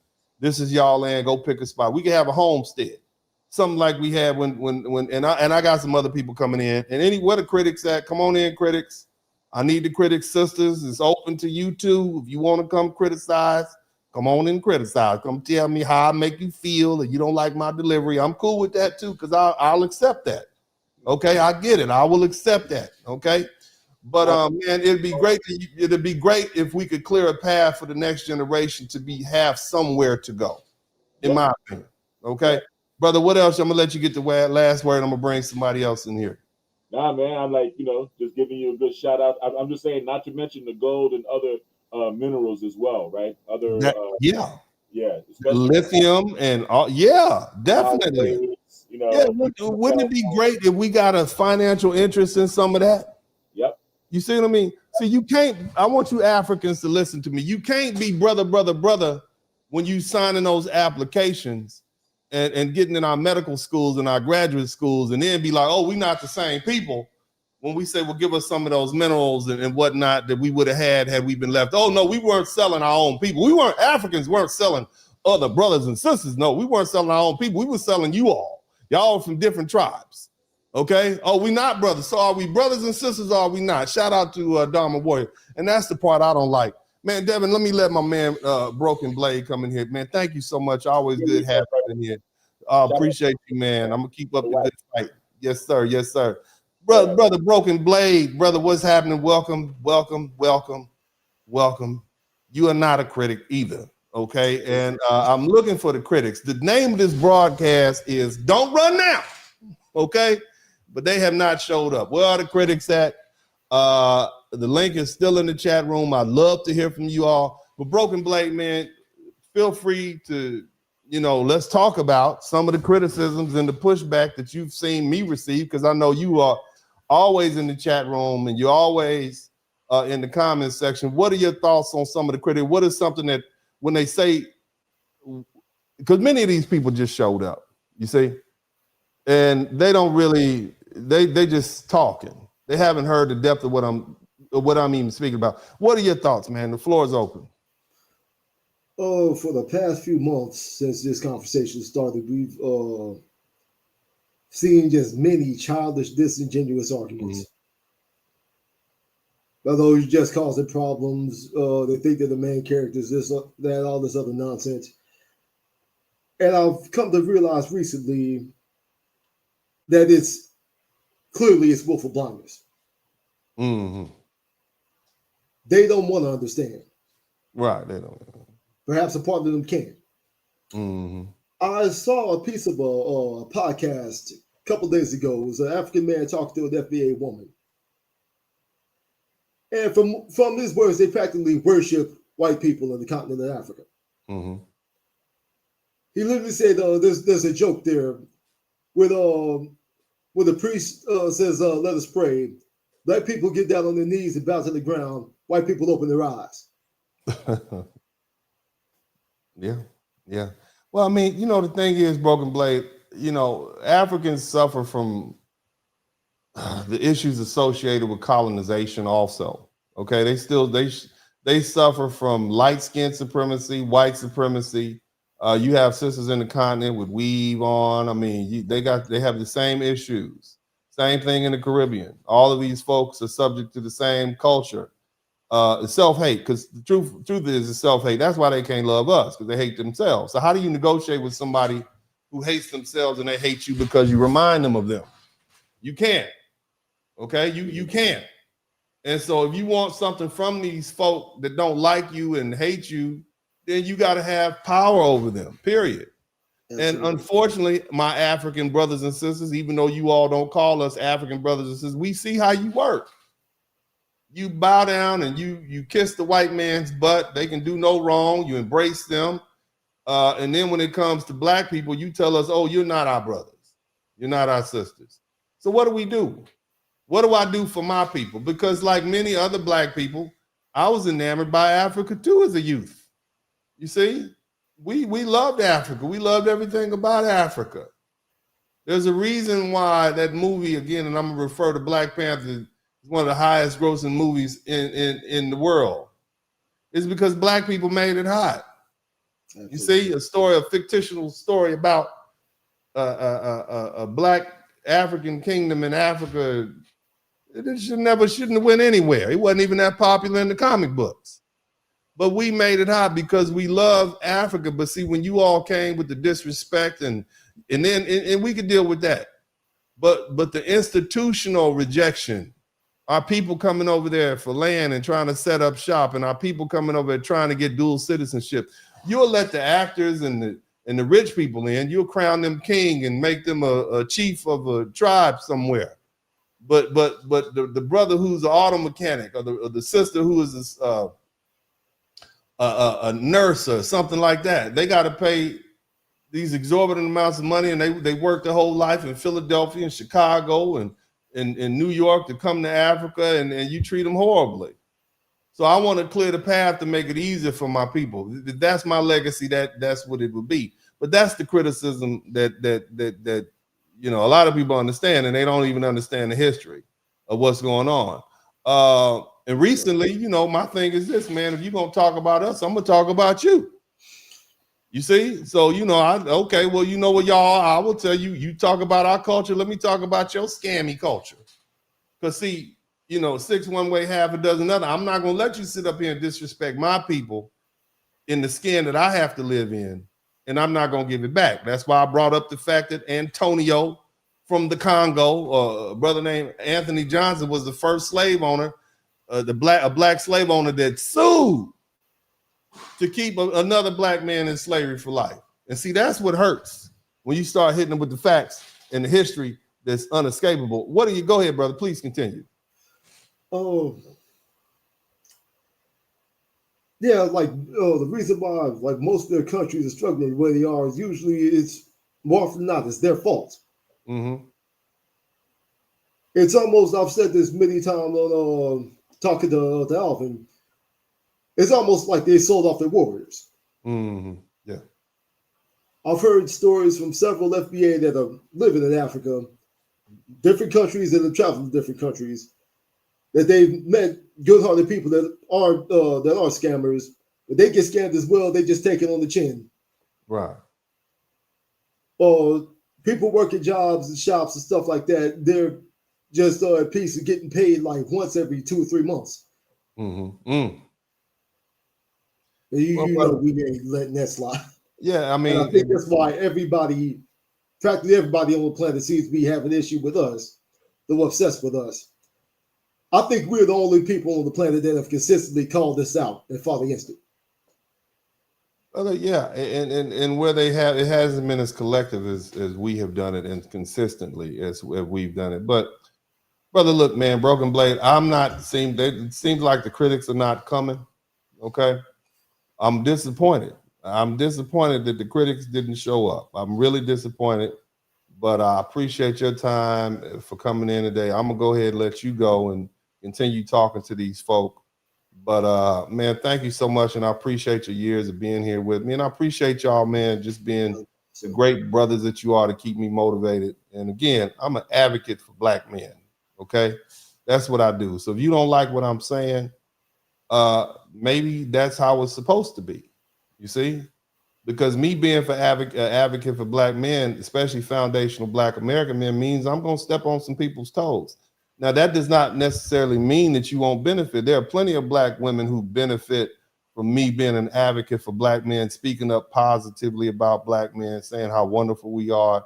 Yeah, that makes you look good. You see, and it makes the brothers feel better and creates for a better environment. But thank you so much, brother. Let me see if we can get some other folk in here. You got to cam up if you want to come in.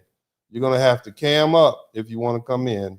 And when you do cam up, raise your hand if you're a critic. We're looking for critics. Okay, the name of this broadcast is Don't Run Now. Okay, we're going to let a couple more critics in, and then we're going to ease on up out of here since the critics are not showing up.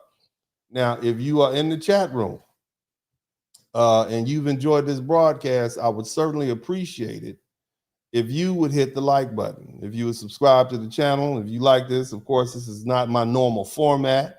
I usually just spend my time speaking about historical issues and whatnot and trying to lay some context. But what I'm doing right now is clearing the air, okay? Let me establish what we've established so far. I will sue you, okay? If you speak ill about my reputation, I will sue you. Just understand that when I find out about you, I'm going to refer your case to a lawyer in your area and I will sue you. You cannot hide. You don't have to show me your identity.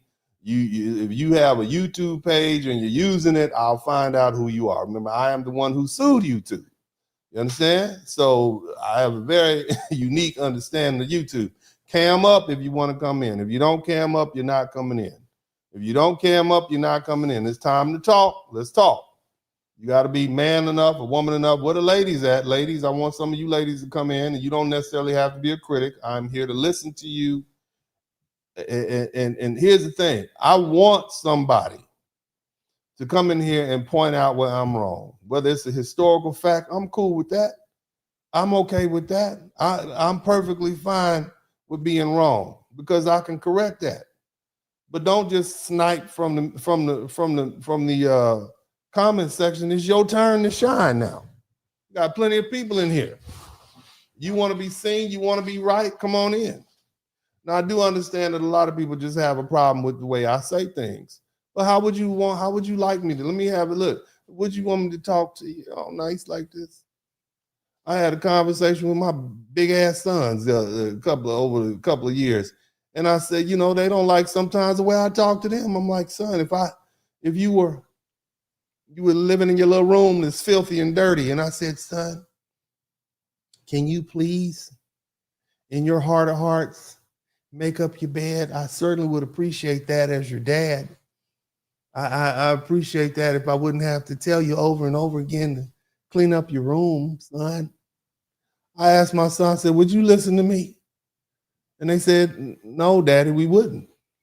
So that's why you got to come in, you got to speak authoritatively, you got to lay down the law and let them know what's happening, because that's the only way you can get people to listen. Especially, you got to cut through all this nonsense. You all on TikTok most of the time, looking at the foolishness that's going on there on Instagram. So this is what needs to be done. Where are my critics? Don't run now. Where are the critics? Don't show up in the comment section after this broadcast is over. Where are you at? Come on in right now. The link has been in the chat room the whole time. Okay? Where are the critics? Come on, show your face, be brave. It's time to be brave. Okay? It is time to be brave. It's time to come on out and voice your displeasure at how I've talked to you and voice your disagreement on what I've said. You don't like me. I'm too light-skinned to be an advocate for black people.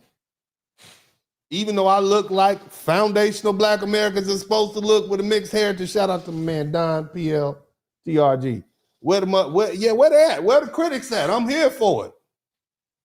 We're gonna take the time to read some of these super chats while the critics get the notes together. Okay. I want my critics. Okay. Where are y'all at? I need the critics to show up and show out. Shout out to my man Lucifer Ratzinger. TKOB, thank you for the $3 super sticker. Also, Miss MS Delta Guy 8017. Man, thank you for the $100, man. Reroute that West African gold and oil right over here to FBA. Yeah, we start holding some of their money hostage. We'll get some land. We'll get some paperwork together so we can get our citizenship, and we can do a lot. And then we can talk about how much they don't like us when we get over there. Okay? As we reoccupy what should have been ours in the first place. Shout out to Alexander Patterson, 4403. Been the fan for years. Thank you for your work. Good looking out. Cam up. What's up? Okay, we got one person. Let me go ahead and read. I'm going to read the rest of these super chats. Bring the folk in here. Hey, D. Nuck if you buck that. Yeah. FBA Freedman official. Teach them if they can learn, whether they like it or not. Save them from themselves. Righteous glad. Thank you so much, sister. I appreciate you. So we're going to stop right there. We got another fella in here. How are you doing today, sir? Hello. Hi. I'm doing all right. How about yourself? I'm doing pretty good. All right. Now, are you a critic?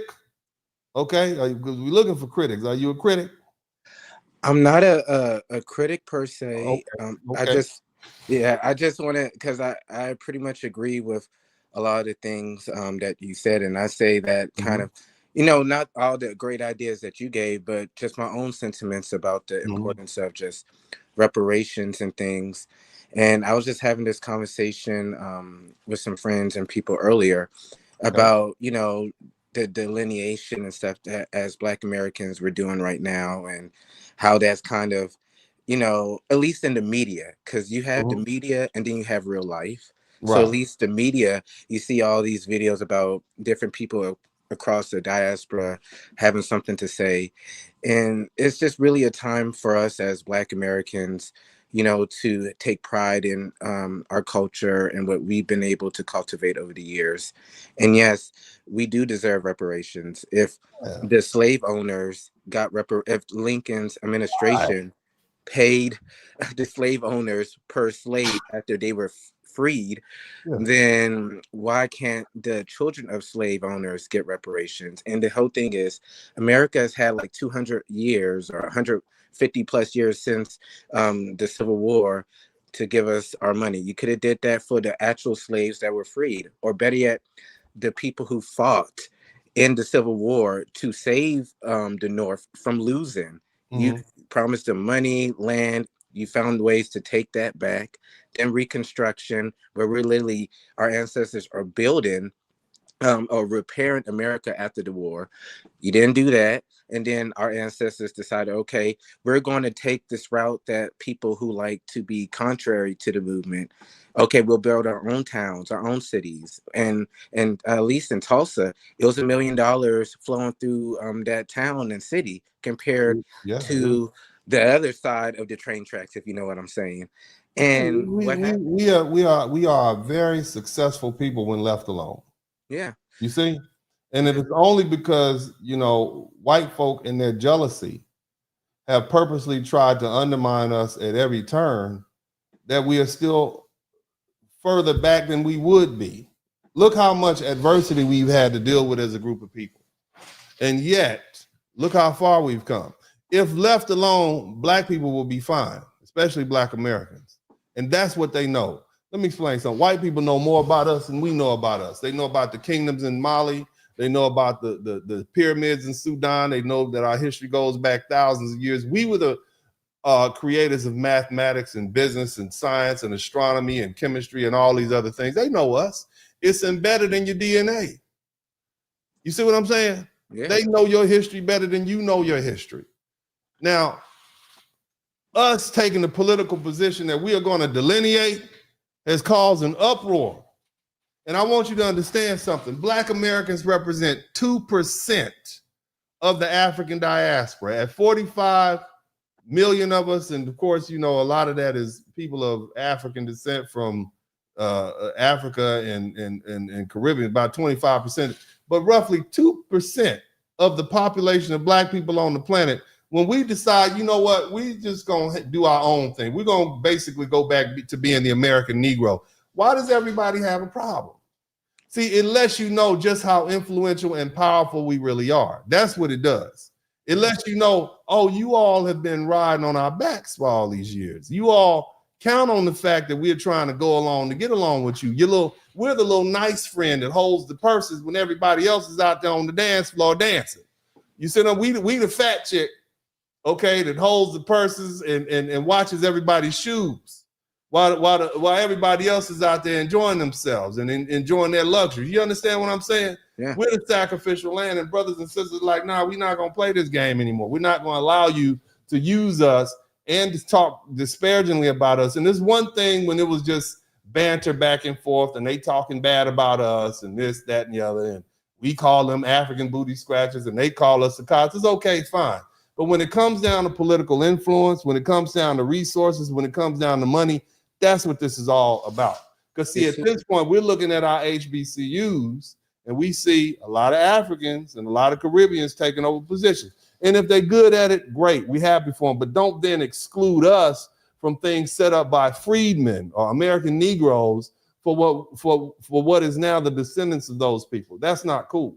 You see what I'm saying, brother? Yeah. And so this delineation is now forcing people to basically have to suffer the consequences of their mere presence in the United States without the benefit of the umbrella of protection that we as foundational Black Americans provide. And it's hot. It's hot right now. You see? Got them mad. Yeah, they're gonna have to be mad because I also a while ago, I'll give you two. Now, brother, I got some other people to come in, so I'm gonna give you another few seconds, 30 seconds or so to wrap it up, and we're gonna let some more folk in. Go ahead. For sure. So when it comes to the delineation, you know, scientists say that all of humanity came from like some place outside of Johannesburg. And so if you walk up to there's 50 something African countries. If you walk up to a Nigerian or Ghanaian and say they're not really Nigerian, Ghanaian, because your ancestors from 1 million years ago was from a city outside of Johannesburg, they would be upset.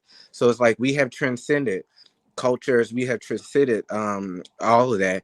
And if the oldest bones in the Americas are phenotypically Black, that meant that Black people were here way before then. So it's just kind of like, well, that's cool. And see, I'm gonna cut you off right quick. That's wonderful. But what we talking about right now is the Black people who are culturally foundational Black American. Yeah. That's it. As I said earlier, phenotypically speaking, there's really no difference ethnically between a Black person from Jamaica, Trinidad, or Brazil than it is from a Black person from Canada or the United States. We pretty much phenotypically the same. It's an admixture. No, so, I'm sorry. But culturally, and I want to, because I got some other folk in here, but culturally, Art, we're different. And it's this culture that we have that's allow us to maintain and be successful in this country. You see what I'm saying? Yeah, no, I'm go just ahead saying, and I'm gonna let somebody else in. Go ahead and finish. Okay, I'll do my last five. No, I agree with you. I'm FBA. No, what I'm saying is stop pitting us as Black Americans in a quote unquote African box or in a certain boxes. Allow us to transcend. That's why I was trying to use that example as like the African countries. No matter what, the genesis or the quote unquote origins are, is look at us today. We're 500-600 years removed, and there was already Black people in America before the slave trade. So it's like, don't dishonor us. Allow us to embrace our own cultures, just like you allowed the Caribbeans and other people to. And if you're in America, then you had to assimilate to Black Americans because this is our country and this is where we're doing things. You're free to break bread, be a part of us. We fought for y'all to come here in the 1960s. It's just simply don't come here and try, to demean us. So I was just saying, right. Yeah, so I was just saying, like, as Africans are very proud of their different countries, I was to say, you're not really from Ghana or from there. You're from here in Johannesburg where civilization began. You would be insulted because you transcended that. Your ancestors transcended that. So us as Black people in America, we have transcended slavery and stuff like that, but we're still owed our money. So that's kind of what I was Excellent saying. point, and I think that's a great point to leave it at. Thank you so much, Art.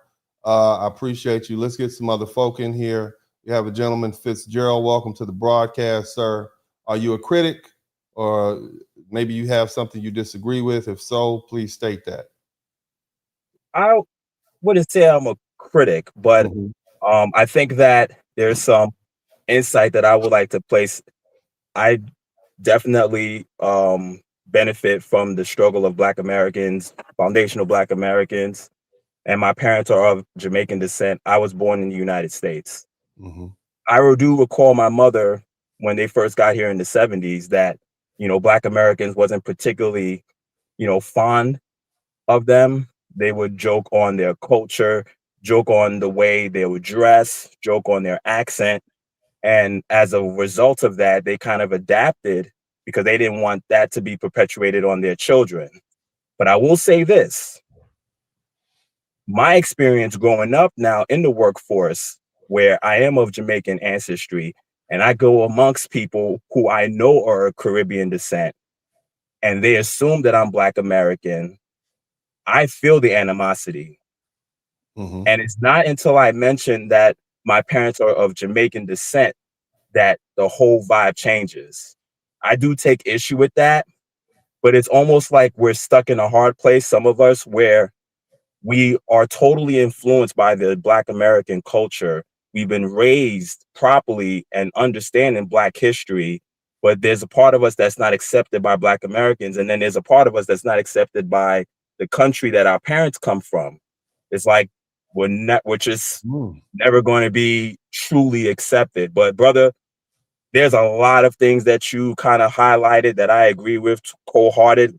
Mhm. And I sense it. Like, I know when I deal with, Black people of other nationalities, and they take on the assumption of me being a Black American, there's a certain way that they come at me. And so it's kind of tough where I remember what my mother told me, but then, you know, based on what you're saying, I felt that, Mhm. and I don't know. I mean, it's just No, weird. you raise valid points, and so what I'm going to do is I'm just going to ask you a little, because there's some history in this country I think you'd find very interesting as a child of immigrants. And basically what you're saying is what you perceive as foundational Black Americans, the American Negro, which is your ethnic group, treated you differently. And they talked about not you, but your parents. They talked about their culture, probably talked about the food they consumed, the way they spoke, etc. They othered you. You understand what I mean when I say they othered your parents? And that's the story and that's something that's common. Now, I want you to just recognize that when you bring a group of people and bring them into a location where there is an established group of people, there's always going to be friction. Let's take, for instance, the Italians. The Italians who came to the United States, through Ellis Island, they were treated extremely poorly by the Italians who were already here. They would literally, abuse them. They would not only talk bad about, they would treat them horribly. These are Italians who might have been first generation and second generation treating other Italians horribly. I mean, talk to an Italian, okay? They will tell you their own people treated them horribly. The Irish, when the Irish came to the United States, those people who were of Irish descent treated them horribly because they said, you guys are making us look bad. Even the Italians said the same thing.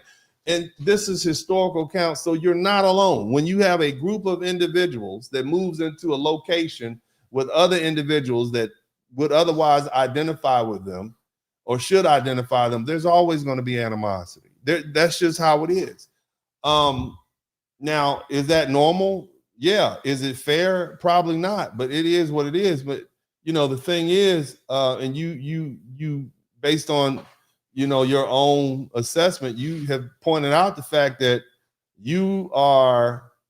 there's animosity directed towards you from other ethnic sub-Saharan African groups, okay, and that can be Caribbean, African American, whatever, until they find out you have Jamaican parents, and then they stop treating you like you're a foundational Black American. Now imagine being a Black American, an American Negro, a foundational Black American in your own country, and you have foreign Black people not just talking disrespectful to you, but also locking you out of employment opportunities, locking you out of educational opportunities.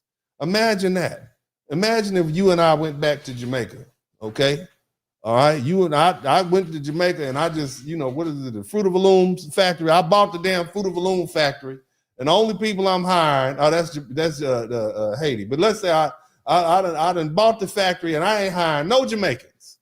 All these damn Jamaicans, they are not allowed to work for me. How would that make you feel as a Jamaican man in your country when some Black person from another country come over there talking bad about you and locking you out of what should be rightfully theirs? How would that make you feel? Well, it wouldn't make me feel pretty good. It wouldn't make me feel good at all. Not at all. Now imagine if you put up with it for, what year is this? 1960. Imagine if you put up with it for 60 years. And then that 60th year, you said, you know what? We about to delineate from these mofos. They are not us. We are not them. We tired of them. We are tired of them. Would that be justified at that point? Dennis, it would definitely be y'all want to treat us different. Would treat us Dennis, different. it would be justified, but there are other factors that played into it. You know that, brother. We got to stop it. It was justified. You would understand, wouldn't you? I'm gonna delineate. Y'all already have delineated from us. You know what? Well, we gonna delineate from y'all too.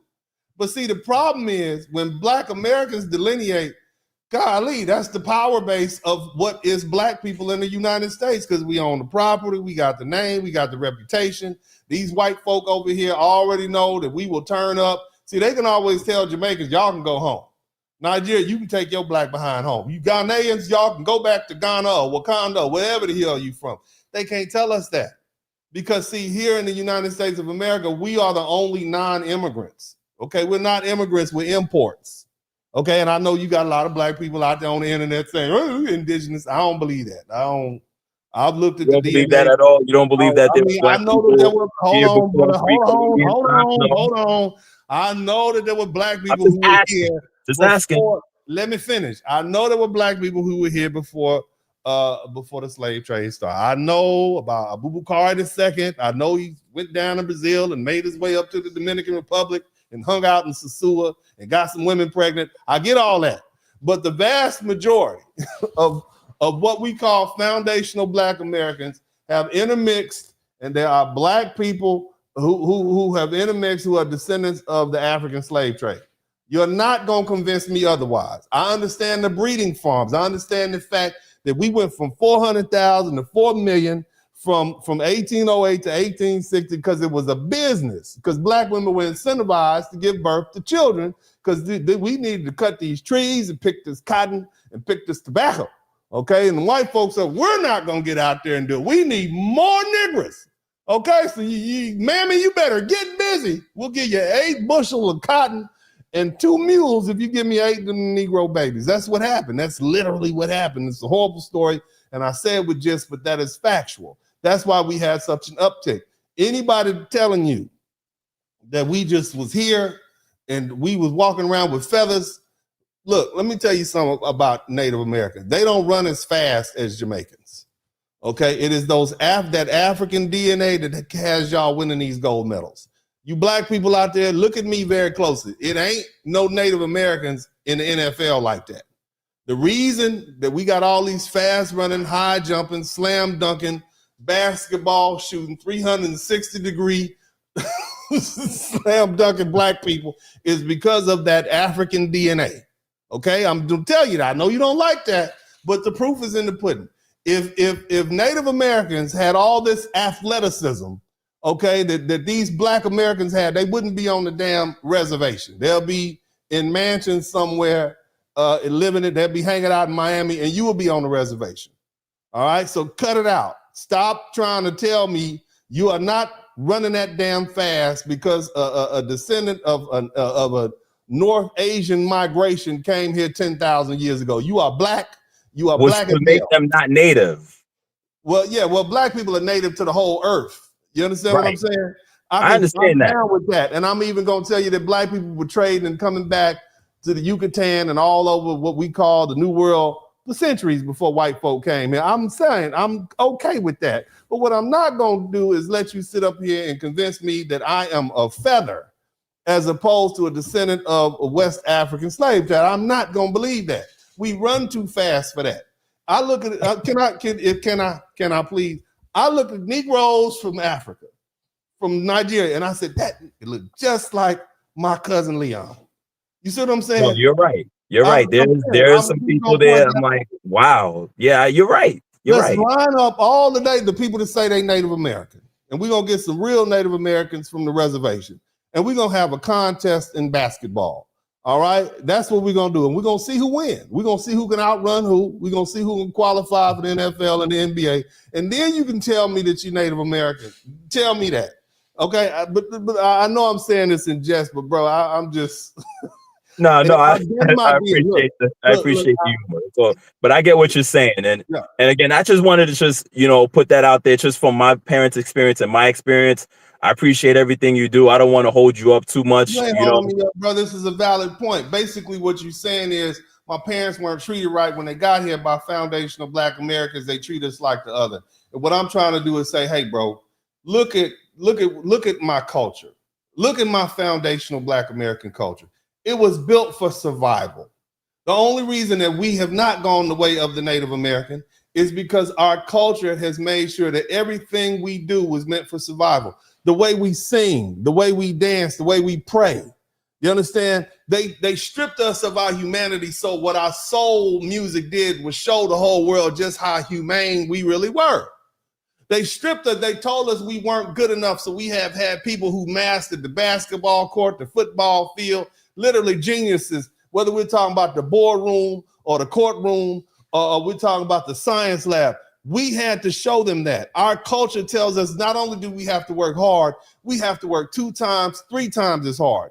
This is that same culture. Our food, they gave us the worst part. Same thing in Jamaica, and we turned it into soul food. We made it into a living thing. We took the worst and made the best. So our survival culture is what this is. Do you know why they were talking bad about your mama and your daddy when they got here? Do you know why? I'm gonna help you understand. That's a component of our culture. Do you understand why? Yeah, go ahead.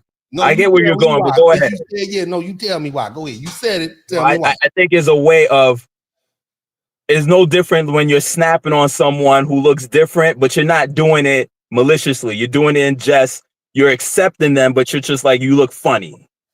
No, that ain't it. Would you like me to tell you why that's part of the foundational Black American culture? Go ahead. You see this, I'm not going to use a profane language, but you see this young melanin challenged individual who's out here walking around with a pew-pew, calling Black folk the N-word on Instagram. That was going on rampantly up until about 1970. You see what I mean? The reason that Black Americans cap on each other, the reason that we roast each other, is because the white man is going to do away with it. You had a grown-ass 60, 70-year-old Black man, they call him boy. The N-word was, some bloke thought the N-word was their name. Everything was in there. You could look at some of the case law. The N-word was part of the case law. This racial epithet, this disrespect. So we had to toughen our people up. Your mama would talk worse about you than any white man. So by the time you got out your house, you had been called 32 MFers, 45 N-words, and a couple of SOBs to boot. And that's before breakfast. So by the time you got out into the world in some of these small towns in the South, it wasn't nothing the white man could say to you that your mama didn't say to you. Saying this is training, training them, brother. Because let me tell you, my uncle. For you all who read my book, my Uncle Bob said, white men, if you turned up against some white folk, they would come slaughter your whole family. They call it culling the bad blood. If you had a Black person that did something to a white person, not only would they unalive you, they would come wipe out your whole family. Your whole family. So you had to be a lot tougher. You had to take those words, and the law said that there was nothing that a white man can do to you. But basically, the black man had no law that a white man had to abide. So what happens when we get some new black immigrants to this country and they decide they want to buck up and speak back to these white folk for disrespecting them because they full of pride because they come from a country full of black people? Well, them white folk don't know the difference between your black skin and this black man from Alabama. You just another N-word. And so you get out there and get sensitive and you buck up. Guess what? We all get drug in. That was part of the survival culture. And one of the greatest disrespects that I think, I can speak on behalf of many foundational Black Americans, is for you all to say we don't have a culture. Capping, jawing, roasting each other, that's part of our culture because it's a survival technique because it toughened us up to these words. Little Ruby Bridges, the little girl Ruby Bridges, he had to walk through all those crazy white people speaking ill about her when she integrated that school in Little Rock. She wouldn't have survived. And other black people wouldn't have been able to go.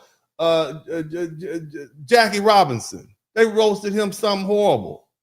You see what I mean? Jesse Owens. These are all our great heroes. They will tell you when they were picking him to play baseball, they would say, look, man, we got to have the right to, it was Satchel Paige and some other people in the Negro Baseball League that were much better, but they didn't have the temperament to deal with that. So that's why they got him. You see what I mean, brother? Yeah.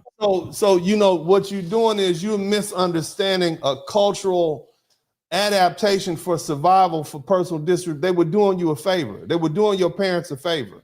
They were calling you everything that them white folk would call you and worse, so that when you had to deal with it in the workplace, you wouldn't lose it. You understand what I'm saying? So you've been acculturated. They were trying to acculturate you. And look, it's ignorant, brother. It's ignorant as hell. Okay, even the violence that we perpetuate on each other is ignorant. But do you know why we have survived as a group of people, as foundational? Do you know why we have survived? Because on one hand, you got your Martin Luther King, but on another hand, you got your Malcolm X. So if you don't listen to my peaceful brother, you're going to see me. Malcolm went down to Montgomery, Alabama. He went down and said, if it ain't a peaceful protest, I'm going to be, y'all do something to my people, I'm going to be back. The Deacons of Defense, Christian black men who took up arms, they were there at all of those civil rights meetings, those peaceful civil rights. They was right there with their pistols on them, fresh out the war. So there's always been that necessity. There's always been the capability to perpetuate violence to protect ourselves. They never talk about that in the history books. But that's why we're violent people. It's unfortunate that we've turned on ourselves, but violence is how this country was born. So just think about that, brother. I hope you can take that and just run with it, you know what I mean, and roll it up and smoke it and think on it over some time and process that. But this is the culture, brother. This is the culture that has arose here in the United States, and it has allowed for us to survive. Could I have you one more question? Because you mentioned the point. Did the 14th Amendment override the Dred Scott case? The 14th Amendment,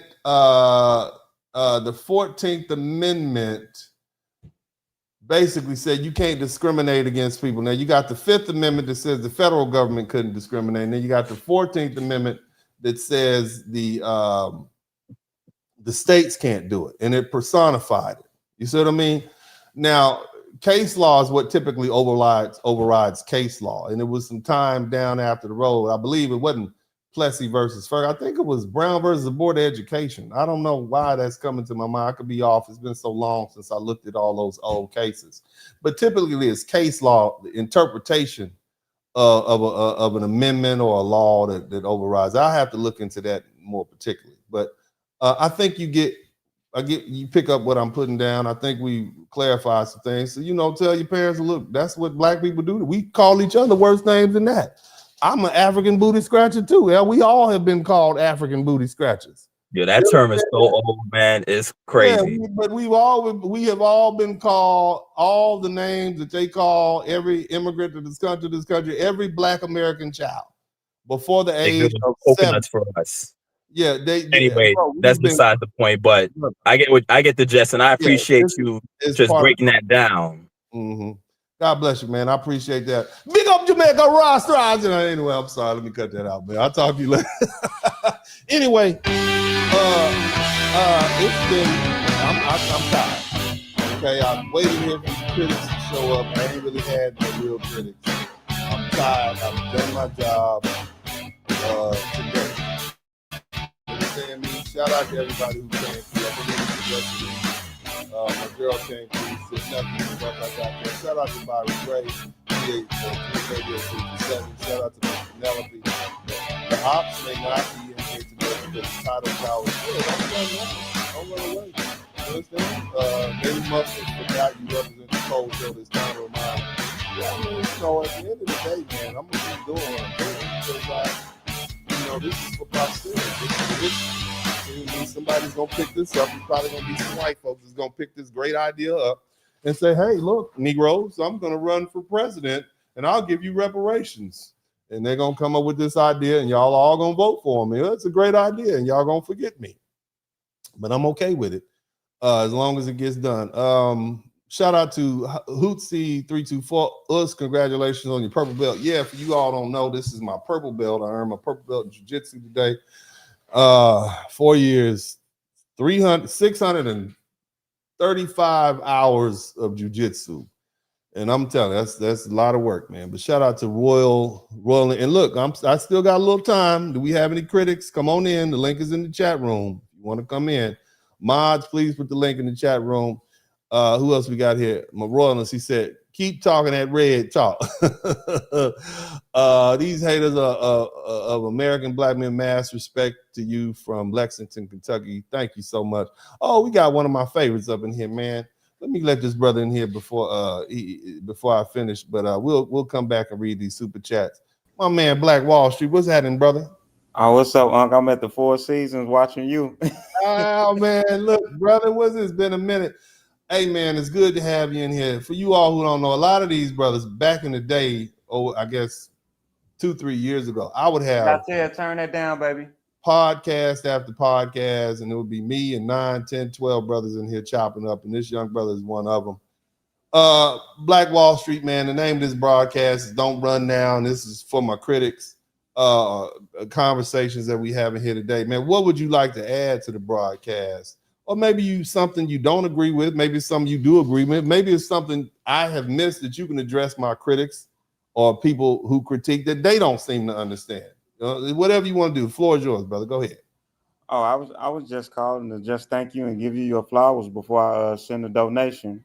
Oh, man. I'm in total agreement with everything, and I'm about to read the books again. So I noticed you made a post about Malcolm X the other day, and I was just want to say that you exemplify everything what Malcolm X was teaching and what he wanted us to be. Man, that's a great honor, and I'm humbled by that comparison. But I think that I have a role, just like we all have a role. And at this great big age that I'm at, I think I have an obligation to at least put some breadcrumbs in leading in the right direction for our people. You see what I mean? Now, I said something earlier, I want black people to be free. I want black people to have the right to return to Africa if they want to. And what I don't like is the current African government and the people putting up all these blockades for my people to be able to go back and pick up what they rightfully should have had, the land, the wealth, the freedom. I hear the stories. A lot of black people go back and say, man, I've never been somewhere where everybody looked like me. I don't have to deal with the racism. I don't have to look over my shoulder. I don't have to always fear these white folk coming back and taking everything. I know this is mighty interesting, and you're a very successful young brother yourself.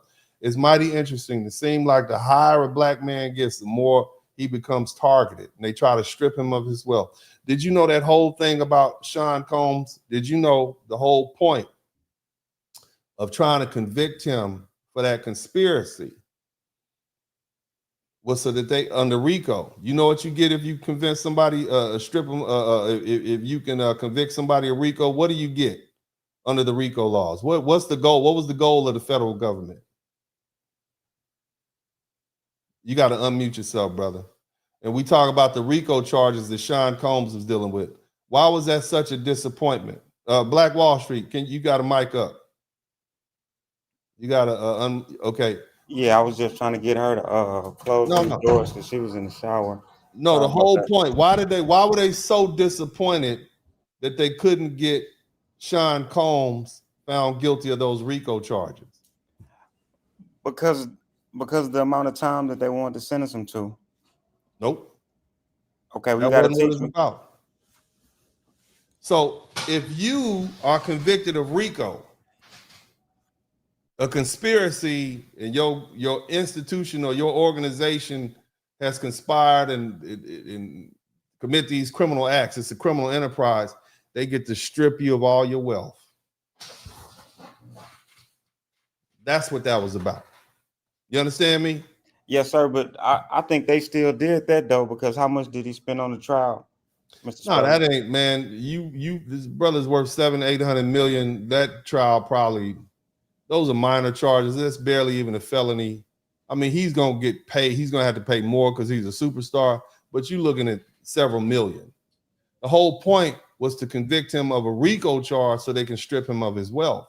And see, as a black man, you always have to deal with that here in the United States. Whether you're a Bill Cosby or a Sean Combs or a Sean Carter, nothing you have is permanent. They'll even try to steal your reputation from you. You see what I'm saying? So, my thing is, brother, we're not safe here. And if we don't know that after the summer of 1919, we'll never know it. See, here's what's going on, and I want you to understand something. We've had our great leaders say, well, we just need our own designated area here in the United States. Well, that's great. But what if these yahoos decide to get together and pack up their pickup trucks and invade it on the 4th of July? What are we going to do to stop them? Absolutely nothing.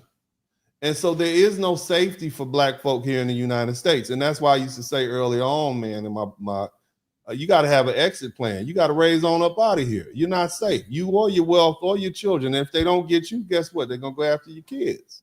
So we need to have an option, a viable option where we can return back to from whence we came. And I want black people to be able to go back to Africa. And I don't want all this red tape. And I don't want them to go back there broke. Give us our land back. Give us the land and everything beneath it so we can participate in the global market. We can deal with it. We can do what we can, man, give us back what we would have had you not helped these white folks steal us and sell us over here. You see, that's where I'm at, brother. And I believe in, like I said, negotiating from a position of power. And that's why I said, well, let's hold this reparations over their head. But Black Wall Street, I'm going to let you go ahead and wrap this up with a few more things to say. And I'm going to go back to reading these super chats, brother. Go ahead. What else would you like to add? I would like to add that it's no reason that we should act any other way other than ourselves. I think that us as foundational Black Americans, we have everything we need at home, and that we continue to work to become the best version of ourselves and work together, we can make a heaven on earth for Black men here at home. Mm-hmm. And there's no reason for us to travel to any other country to find paradise. Well, that's a very noble and idealistic thing to think, but you still got them devils knocking at your door. And so until we get rid of them devils, we're never going to have peace in this country. And that's just it. Our ancestors built so much after slavery, and it was all torn down and taken from them. There's the richest county in Georgia right now. If you look at the history of it, it was black people that owned that land before white folk got jealous and came in and ran them up out of there. They took their businesses, they took their land. They would wrap a bundle of sticks and put it on a black man or a black family's porch. And what that symbolizes, if you're not out of here, this is gonna be dynamite the next time. And so that's what really happened. You see what I mean? So, Mr. Spurling, yes, sir. Why did black people fight so hard for integration then? If we knew what had happened to us. I think, first of all, I don't think it was all black people that wanted integration. I think black people wanted to be treated fairly. I think black people wanted equal accommodations. And what ended up happening was, and when you make a deal with the devil, you're going to get the devil's due. So we were looking for sugar and they slid salt in it. Because what happened after integration is that all the black businesses, the bus lines, the companies, the hotels, You know, either they got ran out of business or they got bought out by white folk, and black folk began to patronize them. As soon as they could buy the white man's ice, they did. And that has a lot more to do with self-hate, you see, and want what the white man has, and white man's products are better. And that's something that's a cultural aspect, that's a hangover from slavery and colonialism. The truth is, black man, we don't love ourselves enough. Even I don't want to get sidetracked from this conversation, but we have some issues, and it's not just black people here in the United States, and it's not just black people in general across the world. Latinos have some serious self-hate issues. People in the South Pacific, those Indonesians, they have some serious self-hate. Look at the Indians. Look at all these MAGA Indians right now. These people are they thought that white folk would accept them because of their education and because, hey, you know what? We don't like those N-words as much as you. Let me show you how prejudiced we can be towards them. And now they're getting the wake-up call. You see what I'm saying? So the thing that white folk have brought to this world is a lot of self-hate for black people and people of color or brown people throughout the earth. And that's just something that, if we let them do that, these little small percentage of people, we let them do that, that's our own damn fault, but we got to get over it. But Black Wall Street, brother, go ahead, brother. And then we're going to. Last thing I was going to say, how long do you think it's going to be before we come back to our original selves, since that drugs and integration destroyed the economic independence for the black man and black woman in the wilderness of North America? So how long you think it's going to be before we get back to Black Wall Street? Away from the people that put the drugs in our community? But thank you so much, brother. God bless you. I appreciate you, Black Wall Street. Always good to see you, man. You got that clean line, too. You got that Boosie fade popping. Shout out to you. Anyway, I'm going to talk to you later, brother. Thank you so much. All right. Okay. So we ain't really get a whole lot of critics up in here. We got a lot of people in here. Good folk, good conversation. Shout out to Wayne Lundy. He said, I follow your wisdom. First things first, my sons need more of this energy. Salute, applaud, and truly appreciate the message. Thank you so much, family. Who else we got up in here? Miss Penelope, thank you so much, sweetheart. These Euro chicks operate under the whole different type of trick. Thank Lock Profits, Oak Cliff, Texas, showing love for FBA community. Thank you so much. I appreciate you. Drew G007, the panel guest should know the history of Freedman Bank when whites managed our cash and stole what they sure did. They sure did. And also, Dharma Warrior, congrats to you and your son on the purple belt. How long did it take? Man, it took me 4 years in about 2 months and 635 visits. The crazy part is when I got my blue belt, I had about 200 visits. It took me about 400 hours of rolling, which is about anywhere from 8 to 10 times a week. So basically, I had a part-time job. You understand me? I had a part-time job doing jiu-jitsu, and that's where I'm at now to get my purple belt. But thank you so much, family, and shout out to you for that. Where are the MF for critics? The critics didn't really come through. They didn't really show up. I'm disappointed. I'm not going to do this all the time. But, you know, I gave you a chance to come air it out. A lot of people had some things to say, and we got that information out there. So if you want to fight with these in the comments section, go right on ahead. Dharma Warrior, we used to laugh at Africans and call them African beef scratch, etc. And I think that's the part why they feel the way they do towards the TBH. Well, look, man, little black folks talk bad about everybody. I don't know. I mean, if you went to elementary school in a black community, you got roasted, right? Didn't you? So, you know, it is what it is. That's just part of our culture, and I explained that a little earlier. Shout out to Carlton Ward Jr. Shout out from Riverside, brother, wherever admiration isn't present, fear will suffice.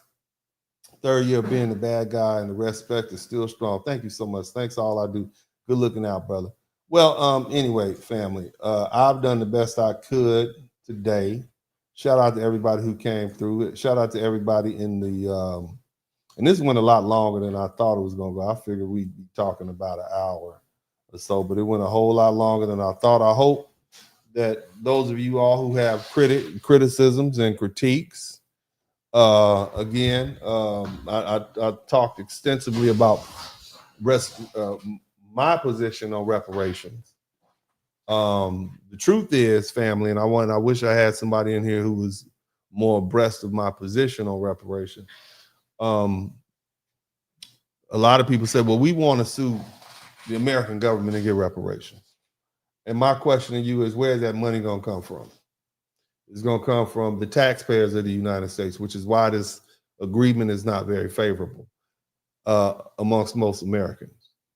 Now, if we can threaten these African countries with reparations and billion-dollar and trillion-dollar judgments collectively, I don't see anybody, especially now with the delineation movement, I don't see anybody jumping up to protect them that's going to have the political power that we have. And it might be our last chance to get it.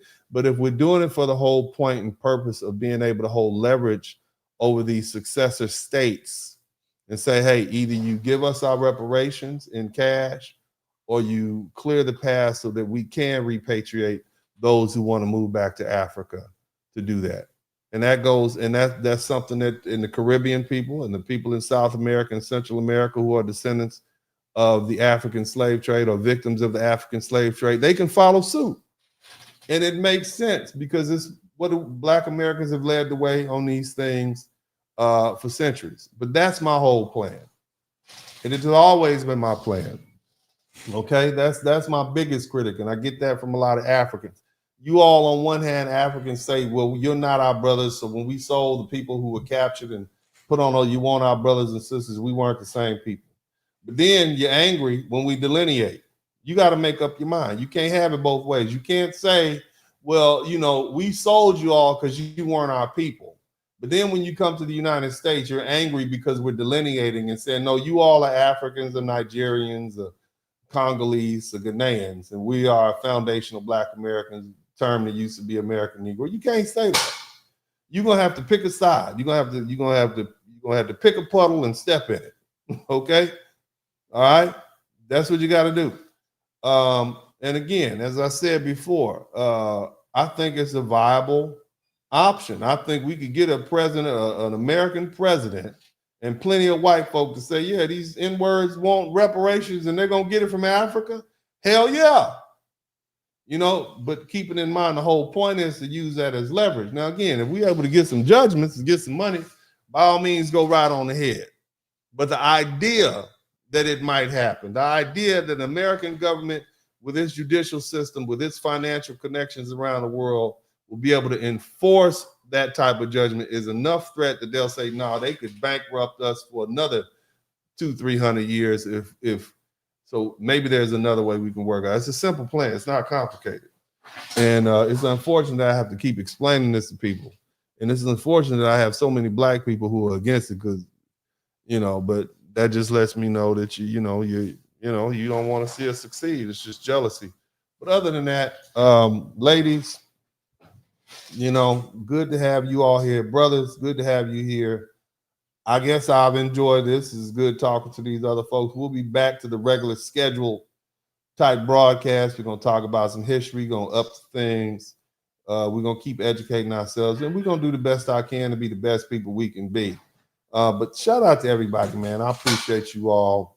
I love you all. And as I always said this time, this is Uncle D, and I'm out.